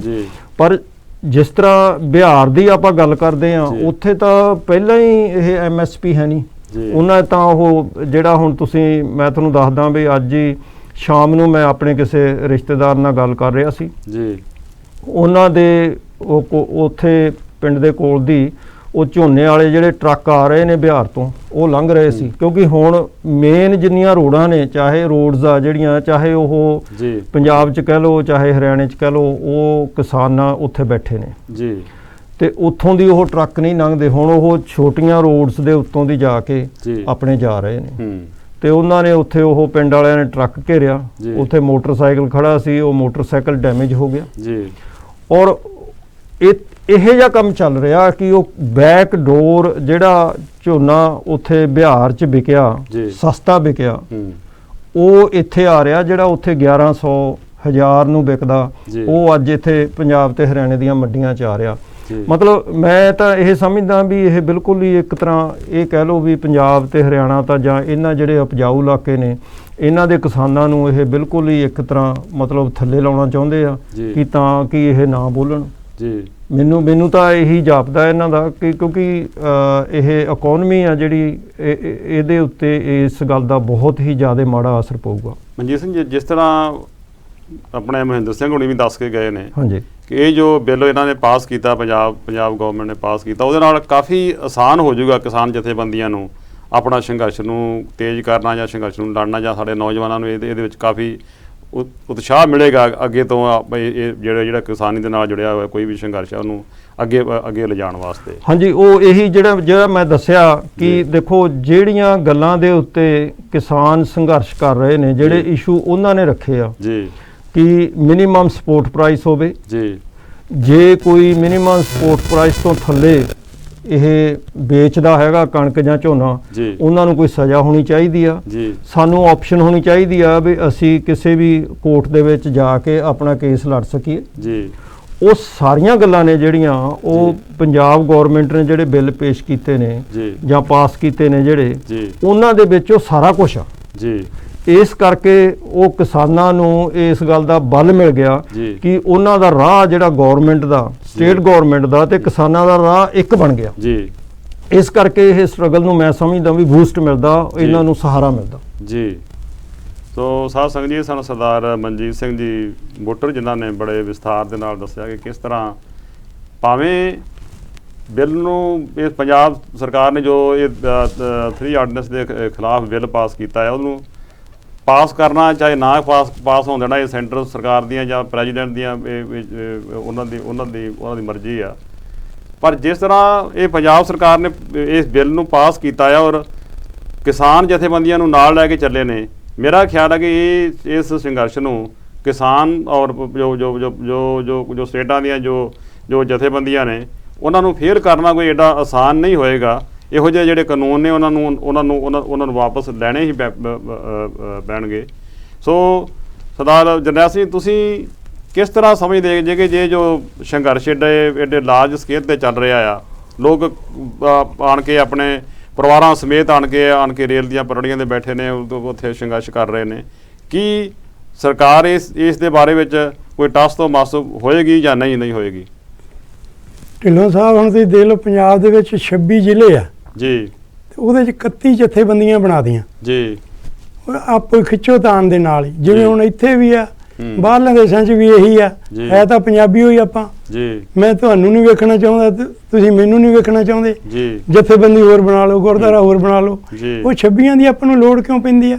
ਆ ਹੁਣ 5-6 ਟੀਵੀ ਆ, ਆਪਾਂ ਜੇ ਇੱਕ ਤੇ ਹੋਈਏ ਤਾਂ ਸਾਰੇ ਸੁਣਨ ਦੁਨੀਆ ਭਰ 'ਚ, ਪਰ ਉਹ ਕਹਿੰਦੇ ਨਹੀਂ, ਮੇਰਾ ਟੈਲੀਵਿਜ਼ਨ ਪਹਿਲਾਂ ਤੂੰ ਆ, ਮੈਂ ਹੀ ਚਲਾਉਣਾ, ਮੈਂ ਵਧੀਆ ਪ੍ਰੋਗਰਾਮ ਦੇਣੇ ਆ। ਪੰਜਾਬ ਦੇ ਵਿੱਚ ਇਹ ਆ, ਹੁਣ ਜੇ ਸਾਰੀਆਂ ਜਥੇਬੰਦੀਆਂ ਜਿਵੇਂ ਅੱਜ ਚੱਲੀਆਂ, ਜਿੱਥੇ ਆਪਣੇ ਕਿਸਾਨਾਂ ਮਗਰ ਗਏ ਆ, ਕਿਸਾਨਾਂ ਨੇ ਇੱਕ ਗੱਲ ਚੰਗੀ ਕੀਤੀ, ਵੱਡੇ ਤੋਂ ਵੱਡਾ ਬੰਦਾ ਉੱਤੇ ਸਟੇਜ ਤੇ ਨਹੀਂ ਚੜ੍ਹਨ ਦਿੱਤਾ, ਚੰਗਾ ਕੀਤਾ ਵੀ ਤੁਸੀਂ ਮੂਹਰੇ ਬੈਠੋ, ਸਾਡੀਆਂ ਸੁਣੋ, ਅਸੀਂ ਤੁਹਾਡੀਆਂ 1947 ਤੋਂ ਸੁਣਦੇ ਆਏ ਆ, ਤੇ ਸਾਨੂੰ ਮਿਲਿਆ ਕੀ ਉਹਦੇ ਵਿੱਚ। ਤੇ ਅੱਜ ਸਾਰਾ ਬੱਚਾ ਤੇਜ਼ ਆ ਹਰੇਕ ਗੱਲ ਨੂੰ, ਤੇ ਹੁਣ ਜਿਹੜੇ ਬੰਦੇ ਦੂਜੀਆਂ ਪਾਰਟੀਆਂ ਅੱਡ ਲੈ ਕੇ ਜਾਂਦੀਆਂ, ਅਕਾਲੀ ਹੋਵੇ, ਕਾਂਗਰਸ, ਲੋਕ ਉਹਨਾਂ ਮਗਰ ਵੀ ਤੁਰੇ ਜਾਂਦੇ ਆ। ਉਹ ਗੱਲ ਇਹ ਹੈ ਜਿਵੇਂ ਗਰੀਬ ਨੂੰ ਬੁਰਕੀ ਪਾਈ ਆ, ਉਹ ਕਹਿੰਦੇ ਮੁੜ ਕੇ ਜਿਹਦੇ ਮਰਜ਼ੀ ਭੁੱਖਾ ਮਾਰ ਦਿਆਂਗੇ ਹੈਨਾ। ਹੁਣ ਨਸ਼ੇ ਤੇ ਲਾਤੇ, ਨਸ਼ਾ ਫੁੱਲ ਵੇਖਦਾ, ਤੇ ਉਹ ਕਹਿੰਦੇ ਸੀ ਵੀ ਅਸੀਂ ਇਹ ਬੰਦ ਕਰ ਦੇਣਾ ਗੁਟਕੇ ਦੀ ਸਹੁੰ ਖਾ ਕੇ। ਤੇ ਹੁਣ ਇਹਦੇ ਵਿੱਚ ਉਹ ਕਹਿੰਦੇ ਨਸ਼ਾ ਨਾ ਬੰਦ ਕਰੋ, ਸਾਡਾ ਬਾਕੀ ਭਲਾ ਸਾਰਾ ਕੁਝ ਰੋਕ ਲਓ।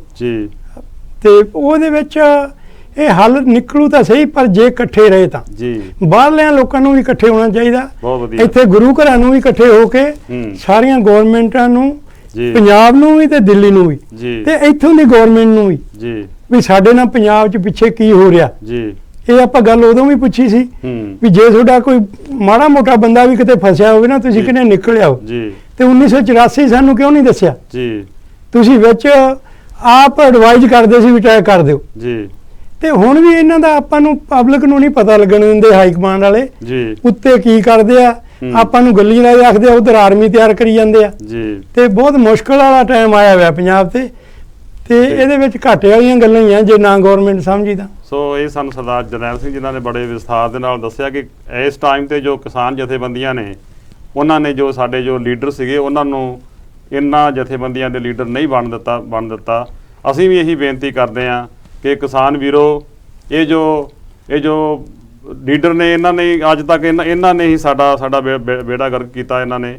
ਸੋ ਇਹੋ ਜਿਹੇ ਲੀਡਰਾਂ ਨੂੰ ਕਦੇ ਵੀ ਇਹਨਾਂ ਨੂੰ ਅੱਗੇ ਨਾ ਆਉਣ ਦਿਓ। ਉਹ ਲੀਡਰ ਚੁਣੋ ਜਿਹੜਾ ਹਥੌੜੀ ਦੀ ਜੁੱਤੀ ਪਾਉਂਦਾ ਹੋਵੇ ਤੇ ਕਸ਼ਹਿਰੇ ਪਰਨੇ ਦਾ ਮਾਲਕ ਹੋਵੇ। ਕੋਠੀਆਂ ਕਾਰਾਂ ਵਾਲੇ ਲੀਡਰ ਨੇ ਤੁਹਾਨੂੰ ਕੁਝ ਨਹੀਂ ਦੇਣਾ, ਉਹਨਾਂ ਦੇ ਥੀਨ ਟੁੱਟ ਚੁੱਕੇ ਨੇ, ਉਹਨਾਂ ਦੇ ਸਬਰ ਟੁੱਟ ਚੁੱਕੇ ਨੇ, ਉਹਨਾਂ ਨੂੰ ਰੱਜਣ ਕੁਝ ਨਹੀਂ ਆਉਂਦਾ। ਉਹ ਤੁਹਾਡੇ ਵਾਸਤੇ ਕੁਝ ਵੀ ਮੰਗ ਨਹੀਂ ਕਰਦੇ ਦਿੱਲੀ ਦੀ ਸਰਕਾਰ ਦੇ ਕੋਲੋਂ। ਜੇ ਉਹ ਮੰਗਦੇ ਨੇ ਤੇ ਉਹਨਾਂ ਕੋਲੋਂ ਜਾ ਕੇ ਕੋਈ ਗੈਸ ਏਜੰਸੀ ਮੰਗਦਾ ਆ, ਕੋਈ ਉਹਨਾਂ ਕੋਲੋਂ ਪੈਟਰੋਲ ਪੰਪ ਮੰਗਦਾ ਆ, ਕੋਈ ਉਹਨਾਂ ਕੋਲੋਂ ਜਾ ਕੇ ਤੇ ਬੱਸਾਂ ਦੇ ਪਰਮਿਟ ਮੰਗਦਾ, ਕਦੀ ਕੋਈ ਕੁਛ ਮੰਗਦਾ, ਕੋਈ ਕਹਿੰਦਾ ਕਿ ਮੇਰੇ ਬੱਚੇ ਨੂੰ ਇੱਥੇ ਤੁਸੀਂ ਮਿਨਿਸਟਰੀ 'ਚ ਲੈ ਲਓ, ਮੇਰੀ ਨੌਂ ਨੂੰ ਲੈ ਲਓ ਜਾਂ ਮੇਰੇ ਪੁੱਤ ਨੂੰ ਲੈ ਲਓ ਮਿਨਿਸਟਰੀ ਦੇ ਵਿੱਚ।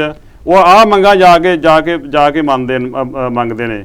ਦਿੱਲੀ ਦੀ ਸਰਕਾਰ ਵੀ ਉਹ ਖੁਦ ਕਹਿੰਦੀ ਆ ਕਿ ਇੱਥੇ ਦੇ ਲੋਕ ਜਿਹੜੇ ਨੇ ਉਹ ਆਪਣੀਆਂ ਸਹੀ ਮੰਗਾਂ ਤੇ ਮੰਨਦੇ ਹੀ ਨਹੀਂਗੇ ਕਿ ਉਹਨਾਂ ਨੂੰ ਚਾਹੀਦਾ ਕੀ ਆ। ਸੋ ਸਾਡੇ ਲੀਡਰਾਂ ਨੇ ਹਮੇਸ਼ਾ ਹੀ ਇਹਨਾਂ ਕਿਸਾਨ ਜਥੇਬੰਦੀਆਂ ਨੂੰ ਜਾਂ ਹੋਰ ਜਿਹੜੀਆਂ ਜਥੇਬੰਦੀਆਂ ਸੀਗੀਆਂ ਉਹਨਾਂ ਨੂੰ ਫੇਲ ਕੀਤਾ ਆ। ਇਹਨਾਂ ਇਹੋ ਜਿਹੇ ਲੀਡਰਾਂ ਨੂੰ ਅੱਗੇ ਤੋਂ ਨਾ ਇਹਨਾਂ ਨੂੰ ਅੱਗੇ ਆਉਣ ਦਿਓ।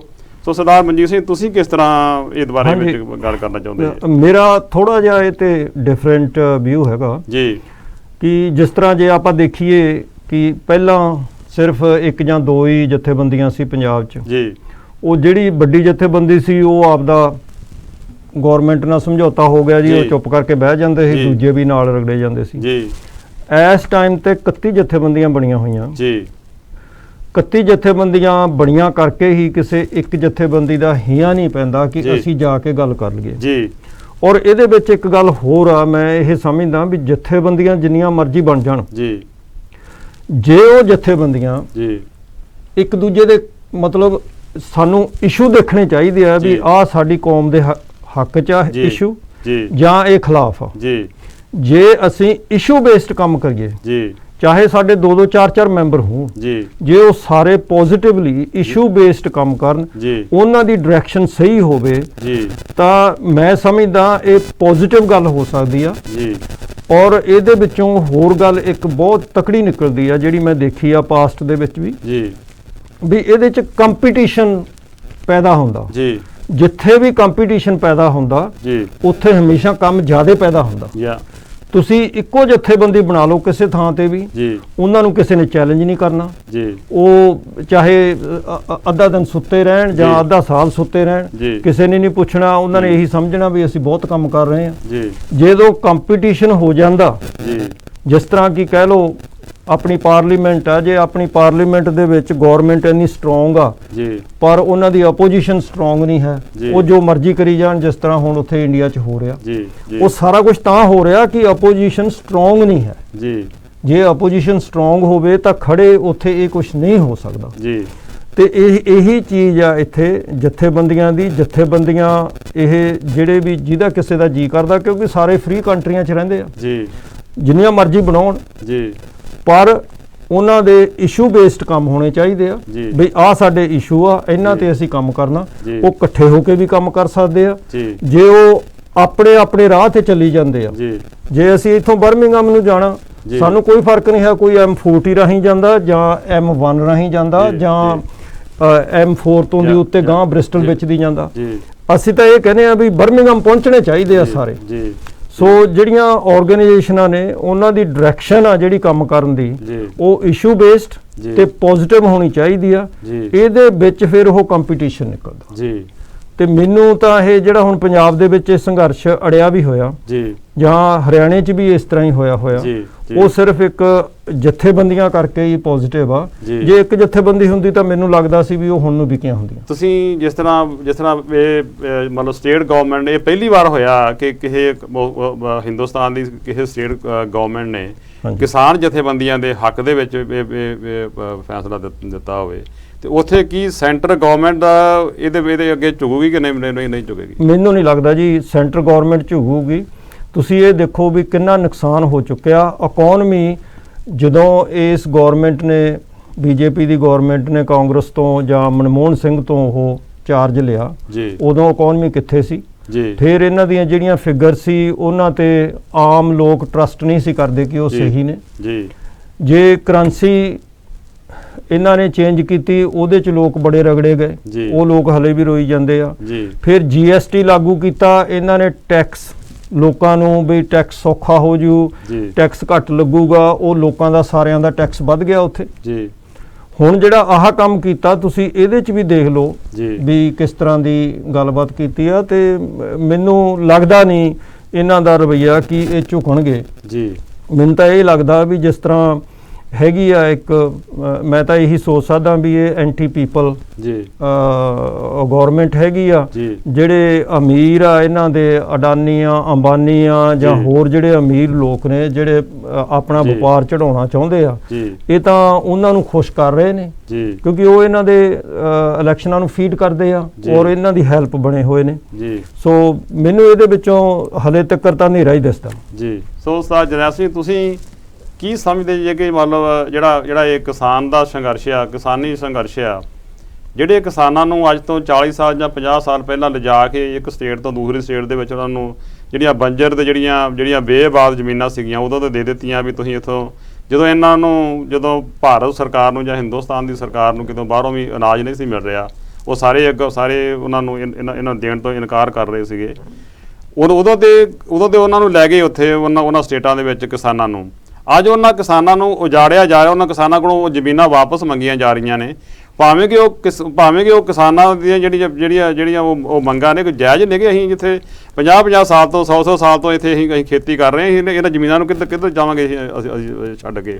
ਹਾਈ ਕੋਰਟ 'ਚ ਭਾਵੇਂ ਜਿਹੜੀਆਂ ਗਵਰਨਮੈਂਟਾਂ ਨੇ ਉਹ ਹਾਰ ਚੁੱਕੀਆਂ ਨੇ, ਪਰ ਫਿਰ ਉਹਨਾਂ ਨੂੰ ਸੈਂਟਰ ਗਵਰਨਮੈਂਟ ਦੇ ਵਿੱਚ ਲਿਜਾ ਕੇ ਸੁਪਰੀਮ ਕੋਰਟ ਦੇ ਵਿੱਚ ਲਿਜਾ ਕੇ ਕਾਹਦੇ ਵਾਸਤੇ ਉਹਨਾਂ ਨੂੰ ਦਾਖਲ ਕਰ ਰਹੀ ਆ ਕਿ ਉਹਨਾਂ ਕਿਸਾਨਾਂ ਨੂੰ ਵਾਕਿਆ ਹੀ ਉਹਨਾਂ ਨੂੰ ਉਜਾੜਨਾ ਚਾਹੁੰਦੇ ਨੇ ਜਾਂ ਕਿਸਾਨਾਂ ਦੇ ਨਾਲ ਇਹ ਵੱਡਾ ਧੱਕਾ ਨਹੀਂ ਹੋਏਗਾ? ਢਿੱਲੋਂ ਸਾਹਿਬ, ਸਰਦਾਰ ਕਰਪੂਰ ਸਿੰਘ ਉਹਨਾਂ ਨੇ ਬੁੱਕ ਲਿਖੀ ਸੀ ਵੀ ਜਿਹੜੀ 47 ਦੀ ਗਲਤੀ 1947 ਚ ਹੋਈ ਹੈ ਡਿਵੀਜ਼ਨ ਬਾਰੇ, ਤੇ ਨਾ ਤਾਂ ਲਾਹੌਰ ਲਿਆ ਤੇ ਨਾ ਚੰਡੀਗੜ੍ਹ ਮਿਲਿਆ, ਤੇ ਅੱਜ ਤੱਕ ਪੰਜਾਬੀਆਂ ਕੋਲੇ ਕੋਈ ਰਾਜਧਾਨੀ ਹੈ ਨਹੀਂ, ਤੇ ਜੇ ਕੋਈ ਕਿਲਾ ਹੋਵੇ ਤਾਂ ਹੀ ਕਿਲੇ ਤੋਂ ਲੜ ਸਕਦੇ ਆ। ਤੇ ਹੁਣ ਗੁਜਰਾਤ ਹੋਵੇ, ਰਾਜਸਥਾਨ ਹੋਵੇ, ਜਾਂ ਕੋਈ ਵੀ ਹੋਵੇ, ਉਹ ਤੇ ਆਪਣੀ ਲੜਾਈ ਕਿਹਦੇ ਨਾਲ, ਸਾਡੇ ਤਾਂ ਉਹਨਾਂ ਦੇ ਨਾਲ ਰਲੇ ਵੇ ਆ। ਹੁਣ ਅੱਗੇ ਦਿੱਲੀ ਵਾਲੇ ਕਹਿੰਦੇ ਸੀ ਕਿ ਸ਼੍ਰੋਮਣੀ ਕਮੇਟੀ ਵਾਲੇ ਵੀ ਅਸੀਂ ਲੜਾਂਗੇ ਕੇਸ, ਮੁੜ ਕੇ ਵਕੀਲਾਂ ਨੇ ਆਪ ਕਿਹਾ ਵੀ ਅਸੀਂ ਲੜਾਂਗੇ ਸਿੱਖਾਂ ਦਾ ਕੇਸ, ਬਿਨਾਂ ਪੈਸਿਆਂ ਤੋਂ ਲੜਾਂਗੇ। ਫਿਰ ਦਿੱਲੀ ਤੇ ਅੰਮ੍ਰਿਤਸਰ ਕਮੇਟੀ ਕਿੱਥੇ ਗਈ? ਇਹ ਸਾਡੀਆਂ ਦੂਜੀਆਂ ਸਰਕਾਰਾਂ ਕਿੱਥੇ ਗਈਆਂ ਜਿਹੜੀਆਂ ਸੁਣ ਨਹੀਂ ਸਕਦੇ? ਜਿਹੜੇ ਉਹ ਕਿਸਾਨ ਨੇ ਜਿਨ੍ਹਾਂ ਨੂੰ ਉਜਾੜਨ ਦੀ ਗੱਲ ਕੀਤੀ ਜਾ ਰਹੀ ਹੈ, ਭਾਵੇਂ ਉਹ ਕਿਸੇ ਵੀ ਫਿਰਕੇ ਦੇ ਨਾਲ ਸੰਬੰਧ ਰੱਖਦੇ ਹੋਣ, ਪਰ ਸਾਰੀਆਂ ਜਿਹੜੀਆਂ ਕਿਸਾਨ ਜਥੇਬੰਦੀਆਂ ਉਹਨਾਂ ਦੇ ਨਾਲ ਖੜਨਾ ਚਾਹੀਦਾ ਆ। ਉਹਨਾਂ ਦੇ ਹੱਕ ਵਿੱਚ ਉਹਨਾਂ ਨੂੰ ਆਵਾਜ਼ ਬੁਲੰਦ ਕਰਨੀ ਚਾਹੀਦੀ ਆ ਕਿ ਇਹ ਕਿਸਾਨ 70 ਸਾਲ ਤੋਂ ਇੱਥੇ ਇਹਨਾਂ ਜ਼ਮੀਨਾਂ ਦੇ ਵਿੱਚ ਆਪਣੀ ਇਹਨਾਂ ਵਾਹੀ ਕਰ ਰਹੇ ਨੇ, ਤੁਸੀਂ ਕਿਉਂ ਇਹਨਾਂ ਨੂੰ ਉਜਾੜੋਗੇ ਤੇ ਕਿੱਧਰ ਨੂੰ ਜਾਣਗੇ? ਨਹੀਂ ਢਿੱਲੋਂ ਸਾਹਿਬ, ਹੁਣ ਆਪਾਂ ਇਹਨਾਂ ਦੇਸ਼ਾਂ 'ਚ ਰਹਿੰਦੇ ਆ। ਹੁਣ ਅਮਰੀਕਾ ਦੇ ਵਿੱਚ ਕੋਈ CM ਗਿਆ, ਉਹ ਕਹਿੰਦਾ ਮੈਂ ਅਮਰੀਕਾ ਦੇ ਫਾਰਮ ਦੇਖਣੇ ਆ, ਉਹ 5 ਫਾਰਮਾਂ 'ਚ ਲੈ ਗਏ ਉਹਨੂੰ। ਉਹ ਕਹਿੰਦੇ ਇਹ ਵੀ ਸਰਦਾਰਾਂ ਦਾ, ਇਹ ਵੀ ਪੰਜਾਬੀਆਂ ਦਾ, ਇਹ ਵੀ ਪੰਜਾਬੀਆਂ ਦਾ। ਉਹ ਆਂਦਾ ਇਹ ਤੁਹਾਡੇ ਭਜਾਏ ਹੋਏ ਆ ਇੰਡੀਆ, ਪੰਜਾਬ ਵਾਲਿਆਂ ਦੇ, ਇੰਡੀਆ ਵਾਲਿਆਂ ਦੇ। ਹੁਣ ਜੇ ਤੁਸੀਂ ਜਾ ਕੇ ਉੱਥੇ ਕੋਈ ਕੰਮ ਕਰਨਾ, ਕੋਈ ਹੱਕ ਨਹੀਂ। ਅੱਜ ਮੈਂ ਇੱਕ ਸੁਣਦਾ ਸੀ ਆ ਫਿਰੋਜ਼ਪੁਰ ਵਾਲੇ ਪਾਸੇ, ਉਹ ਖਾਸ CM ਦਾ ਬੰਦਾ ਕਿਸੇ ਦਾ, ਤੇ ਉਹਨੂੰ ਆਈ ਭਜਾਈ ਫਿਰਦੇ ਆ, ਤੇ ਉੱਥੋਂ ਦਾ ਇੱਕ ਰਜਵਾੜਾ, ਉਹ ਕਹਿੰਦਾ ਤੂੰ ਤਾਂ ਪਟਿਆਲੇ, ਤੂੰ ਫਿਰੋਜ਼ਪੁਰ ਕੀ ਕਰਦਾ? ਨਾ ਪੁਲਿਸ ਸੁਣਦੀ ਆ, ਨਾ DC ਸੁਣਦਾ, ਨਾ SP ਸੁਣਦਾ। ਤੇ ਜਦੋਂ ਅਡਵਾਨੀ ਹੋਣੀ ਆ ਗਏ ਤੇ ਆਪਣੇ ਕੋਲੇ ਤਾਂ ਅੱਗੇ ਆਪਣੇ ਘਰਾਂ ਦੇ ਵਿੱਚ ਜ਼ਿਮੀਂਦਾਰਾਂ ਦੇ 5000 ਰੁਪਈਆ ਕੈਸ਼ ਨਹੀਂ ਹੁੰਦਾ ਜੀ। ਇਹ ਆਪਾਂ ਨੂੰ ਜਦੋਂ ਕੈਰੋਂ ਸਾਹਿਬ ਹੁੰਦੇ ਸੀ ਜੀ ਜੀ ਉਦੋਂ ਉਹਨੇ ਕਿਹਾ ਸੀ ਜੱਜ ਨੂੰ ਵੀ ਤੂੰ ਜੱਟ ਨੂੰ ਫਾਈਨ ਕਰਨਾ ਜੀ ਤੇ ਜਿਹੜਾ ਦੁਕਾਨਦਾਰ ਆ ਉਹਨੂੰ ਸਜ਼ਾ ਕਰਨੀ ਆ। ਉਹ ਕਹਿੰਦਾ ਇਹਦੇ ਵਿੱਚ ਉਹ ਕਹਿੰਦਾ ਦੁਕਾਨਦਾਰ ਨੂੰ ਪਤਾ ਵੀ ਮੇਰੀ ਦੁਕਾਨ ਬੰਦ ਹੋ ਜੂ ਜੀ ਤੇ ਜਿਹੜਾ ਜ਼ਿਮੀਂਦਾਰ ਆ ਉਹਦੇ ਕੋਲੇ ਕੈਸ਼ ਹੁੰਦਾ ਹੀ ਨਹੀਂ, ਭਲਾ 100 ਏਕੜ ਦਾ ਮਾਲਕ ਹੋਵੇ ਜੀ। ਇਹਦੇ ਵਿੱਚ ਜਿਹੜੇ ਗੁਜਰਾਤ ਵਾਲੇ ਆ ਜਾਂ ਕਿਤੇ ਵੀ ਆ ਇਹਨਾਂ ਨੂੰ ਤਰੀਕਾਂ ਦੇ ਵਿੱਚ ਹੀ ਖੁੰਗਲ ਕਰ ਦੇਣਗੇ ਉਹ ਵੀ ਤਰੀਕਾ ਭੁਗਤੀ ਚੱਲੋ ਤੇ ਕੇਸ ਤੁਹਾਡਾ ਅਖੀਰ ਤੇ ਜਾ ਕੇ ਕਹਿਣਗੇ ਤੁਹਾਡਾ ਕੁਝ ਨਹੀਂ ਬਣਨਾ। ਸੋ ਸਰਦਾਰ ਮਨਜੀਤ ਸਿੰਘ ਜੀ, ਤੁਸੀਂ ਕਿਸ ਤਰ੍ਹਾਂ ਇਸ ਗੱਲ ਨੂੰ ਲੈਂਦੇ ਜੇ? ਜਰਨੈਲ ਸਾਹਿਬ ਨੇ ਬੜੀ ਕਲੀਅਰਲੀ ਦੱਸਿਆ ਕਿ ਕਿਸ ਤਰ੍ਹਾਂ ਉਹਨਾਂ ਕਿਸਾਨਾਂ ਨੂੰ ਉਜਾੜਿਆ ਜਾ ਰਿਹਾ ਜਾਂ ਕਿਸ ਤਰ੍ਹਾਂ ਉਹਨਾਂ ਦੇ ਹੱਕ ਵਿੱਚ ਚੱਲ ਰਹੇ ਨੇ। ਤੁਸੀਂ ਜਿਹੜੇ ਕਿਸਾਨਾਂ ਨੂੰ ਜਿਹੜੀਆਂ ਹੋਰਨਾਂ ਸਟੇਟਾਂ ਦੇ ਵਿੱਚੋਂ ਉਜਾੜਿਆ ਜਾ ਰਿਹਾ ਆ, ਜਾਂ ਇਹ ਕਿਸਾਨਾਂ ਦਾ ਜੋ ਮਸਲਾ ਆ, ਇਹਦੇ ਬਾਰੇ ਵਿੱਚ ਤੁਸੀਂ 2 ਮਿੰਟ ਆਪਣੇ ਕੋਲ ਰਹਿੰਦੇ ਉਹਨਾਂ ਦੇ ਵਿੱਚ। ਹਾਂਜੀ, ਮੈਂ ਤਾਂ ਇਹ ਕਹਿਣਾ ਚਾਹੁੰਦਾ ਵੀ ਸਾਨੂੰ ਅੰਡਰਸਟੈਂਡਿੰਗ ਹੋਣੀ ਚਾਹੀਦੀ ਹੈ ਜੀ। ਜਿਹੜੀ ਆ ਅੱਜ ਮੋਦੀ ਹੁਣਾਂ ਨੇ ਲਿਆ ਕੇ ਸਾਰੇ ਬਿੱਲ ਲਾਗੂ ਕੀਤੇ ਨੇ ਜੀ, ਇਹ ਇੱਕ ਤਰ੍ਹਾਂ ਵਾਜਪਾਈ ਵੇਲੇ ਦੀ ਗੱਲਬਾਤ ਚੱਲ ਰਹੀ ਸੀ ਜੀ, ਤੇ ਇਹ ਆ ਕੇ ਹੁਣ ਇਹਨਾਂ ਨੇ ਇੱਕਦਮ ਲਾਗੂ ਕਰਤੇ ਜੀ। ਸਾਨੂੰ ਇਹ ਅੰਡਰਸਟੈਂਡਿੰਗ ਹੋਣੀ ਚਾਹੀਦੀ ਆ ਵੀ ਮੋਦੀ ਸਾਹਿਬ ਨੇ ਆਪਣੇ ਗੁਜਰਾਤ ਦੇ ਵਿੱਚ ਮੁਸਲਮਾਨਾਂ ਨਾਲ ਕੀ ਕੀਤਾ ਜੀ। ਸਾਨੂੰ ਇਹ ਵੀ ਪਤਾ ਹੋਣਾ ਚਾਹੀਦਾ ਕਿ ਸਾਡੇ ਸਿੱਖਾਂ ਨਾਲ ਉਹਨੇ ਕੀ ਕੀਤਾ ਜੀ। ਇੱਕ ਪਾਸੇ ਤਾਂ ਸਾਡੇ ਮਤਲਬ ਕੁਝ ਸਿੱਖਾਂ ਨੂੰ ਨਾਲ ਲੈ ਕੇ ਚੱਲਦਾ, ਦੂਜੇ ਪਾਸੇ ਉੱਥੇ ਗੁਜਰਾਤ ਦੇ ਵਿੱਚ ਸਿੱਖਾਂ ਨੂੰ ਉਜਾੜ ਰਿਹਾ ਜੀ। ਪਰ ਉਹ ਆਖਰਕਾਰ ਵੇਖੋ ਨਾ ਆਪਣਾ ਮਨਜੀਤ ਸਿੰਘ ਜੀ, ਉਹ ਆਖਰਕਾਰ ਉਹ ਕਿਸਾਨ ਨੇ, ਕਿਸਾਨ ਵੀਰ ਨੇ, ਉਹ ਜੋ ਪ੍ਰੋਡਕਟ ਪੈਦਾ ਕਰਦੇ ਨੇ ਹਿੰਦੁਸਤਾਨ ਦੇ ਵਿੱਚ ਹੀ ਵੇਚ ਰਹੇ ਨੇ, ਹਿੰਦੁਸਤਾਨ ਦੇ ਲੋਕਾਂ ਨੂੰ ਅਨਾਜ ਪੈਦਾ ਕਰਕੇ। ਮੈਂ ਇਸੇ ਗੱਲ ਤੇ ਆ ਰਿਹਾ ਕਿ ਜੇ ਤੁਸੀਂ ਦੇਖੋ ਹਾਂਜੀ ਵੀ ਗੁਜਰਾਤ ਦੇ ਵਿੱਚ ਵੀ ਕਿਸਾਨ ਕਾਮਯਾਬ ਆ ਜੀ, ਯੂਪੀ ਦੇ ਵਿੱਚ ਵੀ ਸਿੱਖ ਕਿਸਾਨ ਕਾਮਯਾਬ ਆ ਜੀ। ਤੁਸੀਂ ਜਿਹੜੀ ਮਰਜ਼ੀ ਸਟੇਟ ਦੀ ਗੱਲ ਕਰ ਲਓ ਜੀ, ਉੱਥੇ ਕਿਸਾਨ ਜਿਹੜੇ ਕਾਮਯਾਬ ਕਿਸਾਨ ਨੇ, ਜਿਹੜੇ ਜ਼ਿਆਦਾ ਕੰਮ ਕਰ ਰਹੇ ਨੇ, ਉਹ ਸਿੱਖ ਆ ਜੀ। ਤੇ ਮੈਨੂੰ ਕਈ ਵਾਰੀ ਇਹ ਸ਼ੱਕ ਪੈਂਦੀ ਆ ਵੀ ਕੀ ਇਹ ਸਿੱਖ ਐਂਟੀ ਗਵਰਨਮੈਂਟ ਤਾਂ ਨਹੀਂ ਕਿ ਜਿਹੜੇ ਕਿਸਾਨ ਆ ਇਹ ਇੰਨੇ ਕਾਮਯਾਬ ਹੋ ਰਹੇ ਨੇ ਕਿ ਇਹਨਾਂ ਨੂੰ ਮੈਂ ਕਿਵੇਂ ਖਤਮ ਕਰਾਂ। ਸਭ ਤੋਂ ਪਹਿਲਾਂ ਤਾਂ ਇਹ ਪ੍ਰੋਬਲਮ ਮੈਨੂੰ ਲੱਗਦਾ ਉਹਨਾਂ ਦੀ ਬਣੀ ਹੋਈ ਹੈ ਜੀ। ਸੋ ਇੱਥੇ ਚਾਹੇ ਉਹ, ਮੈਨੂੰ ਤਾਂ ਇਹ ਲੱਗਦਾ ਵੀ ਇਹ ਸਾਡੇ ਸਿੱਖਾਂ ਨੂੰ ਸਮਝਣ ਦੀ ਲੋੜ ਆ ਵੀ ਅਸੀਂ ਖੇਤੀ ਕਿਹੜੀ ਕਰਨੀ ਆ ਜੀ। ਮੈਂ ਤਾਂ ਇਹ ਕਹੂੰਗਾ ਵੀ ਹੁਣ ਲੋਕਾਂ ਨੂੰ, ਸਾਡੇ ਭਾਈਚਾਰੇ ਨੂੰ ਉੱਥੇ ਵੀ ਇੱਕ ਆਲਟਰਨੇਟਿਵ ਮੀਨਸ ਚੁਣਨੇ ਚਾਹੀਦੇ ਆ, ਹੋਰ ਡਿਫਰੈਂਟ ਰਸਤੇ ਚੁਣਨੇ ਚਾਹੀਦੇ ਆ। ਜਿਹੜੇ ਕਿਸਾਨ ਅਫੋਰਡ ਕਰਦੇ ਆ ਉਹਨਾਂ ਨੂੰ ਚਾਹੀਦਾ ਵੀ ਕੋਈ ਉਹ ਫਰੂਟ ਦਾ ਕੰਮ ਕਰੇ ਜਾਂ ਕੋਈ ਦੂਜੀਆਂ ਸਬਜ਼ੀਆਂ ਵਗੈਰਾ ਜ਼ਿਆਦਾ ਚਲਾਉਣ ਦੀ ਗੱਲ ਕਰਨ। ਦਾਲਾਂ ਬਹੁਤ ਨੇ, ਜਿਵੇਂ ਮਸਟਰਡ ਆ, ਉਹ ਮਤਲਬ ਝੋਨਾ ਤੇ ਕਣਕ ਛੱਡ ਕੇ ਚਲੋ ਇਹ ਤੇ ਦੂਜੀਆਂ ਫਸਲਾਂ ਵੱਲ ਨੂੰ ਜਾਣ। ਇਹ ਤੇ ਕਿਸਾਨ ਨੂੰ ਗਰੋ ਕਰਨਗੇ। ਹਾਂਜੀ, ਪਰ ਜਿਹੜੇ ਕਿਸਾਨਾਂ ਕੋਲ ਜ਼ਮੀਨ ਹੀ ਵਾਪਸ ਲਈ ਜਾ ਰਹੇ, ਜਿਹੜੇ 60 ਸਾਲ ਦੇ ਉੱਥੇ ਉਸ ਜ਼ਮੀਨ ਦੇ ਮਾਲਕ ਹੈ, ਉਹ ਜ਼ਮੀਨ ਨੂੰ ਉਹਨਾਂ ਨੇ ਵਾਹੀਯੋਗ ਬਣਾਇਆ ਔਰ ਇੰਨਾ ਅਨਾਜ ਪੈਦਾ ਕਰਕੇ ਹਿੰਦੁਸਤਾਨ ਦੀ ਗਵਰਨਮੈਂਟ ਨੂੰ ਦਿੱਤਾ। ਉਹਨਾਂ ਨੂੰ ਉਜਾੜਨ ਦੀ ਗੱਲ ਜਿਹੜੀ ਹੋ ਰਹੀ ਹੈ, ਉਹ ਕਿਸਾਨ ਕਿੱਧਰ ਨੂੰ ਜਾਣਗੇ? ਉਹਨਾਂ ਦਾ ਕੀ ਹਾਲ ਹੈ? ਉਹ ਮੈਂ ਉੱਥੇ ਤੁਹਾਨੂੰ ਇਹੀ ਗੱਲ ਕੀਤੀ ਸੀ ਨਾ ਕਿ ਮੈਨੂੰ ਲੱਗਦਾ ਵੀ ਜਿਹੜੀ ਗੁਜਰਾਤ ਦੀ ਗਵਰਨਮੈਂਟ ਜਾਂ ਉਸ ਵੇਲੇ ਦੀ ਗੁਜਰਾਤ ਦੀ ਗਵਰਨਮੈਂਟ ਸੀ, ਉਹ ਇੱਕ ਐਂਟੀ ਸਿੱਖ ਗਵਰਨਮੈਂਟ ਕਹਿ ਸਕਦੇ ਹਾਂ ਅਸੀਂ। ਔਰ ਉਹੀ ਉਹਨਾਂ ਦੇ ਬੰਦੇ ਹੁਣ ਸੈਂਟਰ 'ਚ ਬੈਠੇ ਨੇ। ਸੋ ਹੁਣ ਉਹਨਾਂ ਨੇ ਸਾਰੇ ਪਾਸੇ ਦੂਜੇ ਪਾਸੇ ਵੀ ਲਾਗੂ ਕਰਤਾ। ਜੇ ਇਹ ਐਂਟੀ ਸਿੱਖ ਨਹੀਂ ਹੈਗੇ ਤਾਂ ਹੋਰ ਕੀ ਹੋ ਸਕਦਾ ਫਿਰ? ਕਿਉਂ ਉਹਨਾਂ ਨੇ ਗੁਜਰਾਤ 'ਚੋਂ ਪਹਿਲਾਂ ਇਸ ਤਰ੍ਹਾਂ ਉਹਨਾਂ ਦੇ ਪਟੇ ਖਤਮ ਕੀਤੇ, ਫਿਰ ਉਹ ਕੇਸ ਵੀ ਜਿੱਤੇ, ਹਾਈ ਕੋਰਟ 'ਚੋਂ ਜਿੱਤੇ। ਹਾਈ ਕੋਰਟ 'ਚੋਂ ਜਿੱਤਣ ਤੋਂ ਬਾਅਦ ਜਦੋਂ ਮੋਦੀ ਜੀ ਹੁਣੀ ਪ੍ਰਾਈਮ ਮਿਨਿਸਟਰ ਬਣਦੇ ਆ, ਉੱਥੇ ਲਿਆ ਕੇ ਉਹਨਾਂ ਨੇ ਸੁਪਰੀਮ ਕੋਰਟ ਦੇ ਵਿੱਚ ਵੀ ਕੇਸ ਉਹ ਫਾਈਲ ਕਰਵਾਤਾ। ਜਦੋਂ ਹਾਈ ਕੋਰਟ 'ਚ ਹਾਰ ਕੇ ਫਿਰ ਸੁਪਰੀਮ ਕੋਰਟ 'ਚ ਕੇਸ ਲੈ ਗਏ। ਬਿਲਕੁਲ। ਸੋ ਇਹ ਸਾਨੂੰ ਸੋਚਣ ਦੀ ਲੋੜ ਆ ਵੀ ਸਾਡੇ ਨਾਲ ਇੱਕ ਮਤਰੇਈ ਮਾਂ ਤੋਂ ਵੀ ਵੱਧ ਦੁਰਵਿਹਾਰ ਹੋ ਰਿਹਾ ਉੱਥੇ ਸਾਡੇ ਭਾਈਚਾਰੇ ਨਾਲ। ਇਸੇ ਕਰਕੇ ਅਸੀਂ ਕੰਸਰਨਡ ਆ। ਇਸੇ ਕਰਕੇ ਕੁਝ ਲੋਕ ਕਹਿੰਦੇ ਆ ਵੀ ਅਸੀਂ ਬਾਹਰੋਂ ਬੈਠੇ ਕੀ ਕਰ ਸਕਦੇ ਆ। ਅਸੀਂ ਬਾਹਰੋਂ ਬੈਠੇ ਜਿਹੜੀ ਮੋਰਲ ਸਪੋਰਟ ਆ ਸਾਡੇ ਭਾਈਚਾਰੇ ਨੂੰ, ਉਹ ਦੇ ਸਕਦੇ ਹਾਂ। ਕਈ ਵਾਰੀ ਉਹ ਗੱਲਾਂ ਇਹ ਸੋਚ ਨਹੀਂ ਸਕਦੇ ਵੀ ਅਸੀਂ ਕੀ ਕਰੀਏ, ਆਲਟਰਨੇਟਿਵ ਮੀਨਸ ਜਾਂ ਜਿਹੜੀਆਂ ਹੋਰ ਫਸਲਾਂ ਨੇ ਉਹ, ਕਿਉਂਕਿ ਪਾਣੀ ਦੀ ਵੀ ਸਮੱਸਿਆ ਹੈ ਨਾ ਸਾਨੂੰ ਸੇਮ ਟਾਈਮ ਤੇ ਆ ਰਹੀ, ਇਹ ਵੀ ਸਾਨੂੰ ਸੋਚਣਾ ਪੈਣਾ। ਸੋ ਇਹ ਸਾਨੂੰ ਸਰਦਾਰ ਮਨਜੀਤ ਸਿੰਘ ਜੀ ਬੁੱਟਰ ਜਿਨ੍ਹਾਂ ਨੇ ਬੜੇ ਵਿਸਥਾਰ ਦੇ ਨਾਲ ਦੱਸਿਆ ਕਿਸ ਤਰ੍ਹਾਂ ਕਿਸਾਨਾਂ ਦੇ ਨਾਲ ਧੱਕਾ ਕੀਤਾ ਜਾ ਰਿਹਾ ਆ। ਕਿਸਾਨ ਵੀਰੋ, ਤੁਹਾਡੀ ਅਖੀਰ ਤੇ ਜਿੱਤ ਹੋਏਗੀ। ਇਹ ਸਰਕਾਰਾਂ ਤੁਹਾਡੇ ਅੱਗੇ ਹਾਰ ਜਾਣਗੇ ਜੇ ਤੁਸੀਂ ਸੁਹਿਰਦਤਾ ਦੇ ਨਾਲ ਆਪਣੇ ਇਹਨਾਂ ਦੇ ਖਿਲਾਫ ਜੰਗ ਲੜੋਗੇ। ਪਰ ਤੁਹਾਨੂੰ ਜਦੋਂ ਹਰਾਉਣਾ ਆ, ਤੁਸੀਂ ਨਹੀਂ ਹਾਰਨਾ। ਤੁਹਾਨੂੰ ਜਦੋਂ ਹਰਾਉਣਾ, ਤੁਹਾਡੇ ਲੀਡਰਾਂ ਨੇ ਤੁਹਾਨੂੰ ਹਰਾਉਣਾ ਆ। ਉਸ ਲੀਡਰਸ਼ਿਪ ਨੂੰ ਇਹੋ ਜਿਹਾ ਲੀਡਰ ਚੁਣੋ ਜਿਹਦੀ ਜਿਹੜਾ ਹਥੌੜੀ ਦੀ ਜੁੱਤੀ ਵਿਚਾਰਾ ਪਾਉਂਦਾ ਹੋਵੇ ਤੇ ਜਿਹੜਾ ਕਸ਼ਹਿਰੇ ਪਰਨੇ ਦਾ ਮਾਲਕ ਹੋਵੇ, ਕਾਰਾਂ ਦੇ ਕੋਠੀਆਂ ਵਾਲਾ ਲੀਡਰ ਨਾ ਚੁਣਿਆ ਜੇ ਕੋਈ ਸੈਂਟਰ ਗਵਰਨਮੈਂਟ ਨਾਲ ਗੱਲ ਕਰਨ ਵਾਲਾ, ਉਹ ਲੀਡਰ ਚੁਣਿਓ ਜਿਹਦੇ 'ਚ ਸਬਰ ਤੇ ਸੰਤੋਖ ਹੋਵੇ, ਜਿਹੜਾ ਆਪਣੇ ਵਾਸਤੇ ਨਾ ਮੰਗੇ ਜਾ ਕੇ, ਇਹ ਜਿਹੜਾ ਕਿਸਾਨਾਂ ਵਾਸਤੇ ਮੰਗੇ, ਕੌਮ ਵਾਸਤੇ ਮੰਗੇ, ਜਿਹੜਾ ਸੰਘਰਸ਼ ਵਾਸਤੇ ਮੰਗੇ, ਉਹੋ ਜਿਹੇ ਲੀਡਰ ਆਪਣੇ ਵਿੱਚੋਂ ਪੈਦਾ ਕਰੋ। ਸੋ ਅੱਜ ਦੇ ਇਸ ਪ੍ਰੋਗਰਾਮ ਦੇ ਵਿੱਚ ਅਸੀਂ ਇੰਨੀਆਂ ਕੁ ਬੇਨਤੀਆਂ ਅੱਜ ਦੇ ਇਸ ਪ੍ਰੋਗਰਾਮ ਦੇ ਵਿੱਚ ਸਾਡੀਆਂ ਪ੍ਰਵਾਨ ਕਰਿਆ ਜੇ। ਫਿਰ ਹਾਜ਼ਰ ਹੋਵਾਂਗੇ। ਫਤਿਹ ਅਰਜ ਕਰਦੇ ਹਾਂ। ਵਾਹਿਗੁਰੂ ਜੀ ਕਾ ਖਾਲਸਾ, ਵਾਹਿਗੁਰੂ ਜੀ ਕੀ ਫਤਿਹ।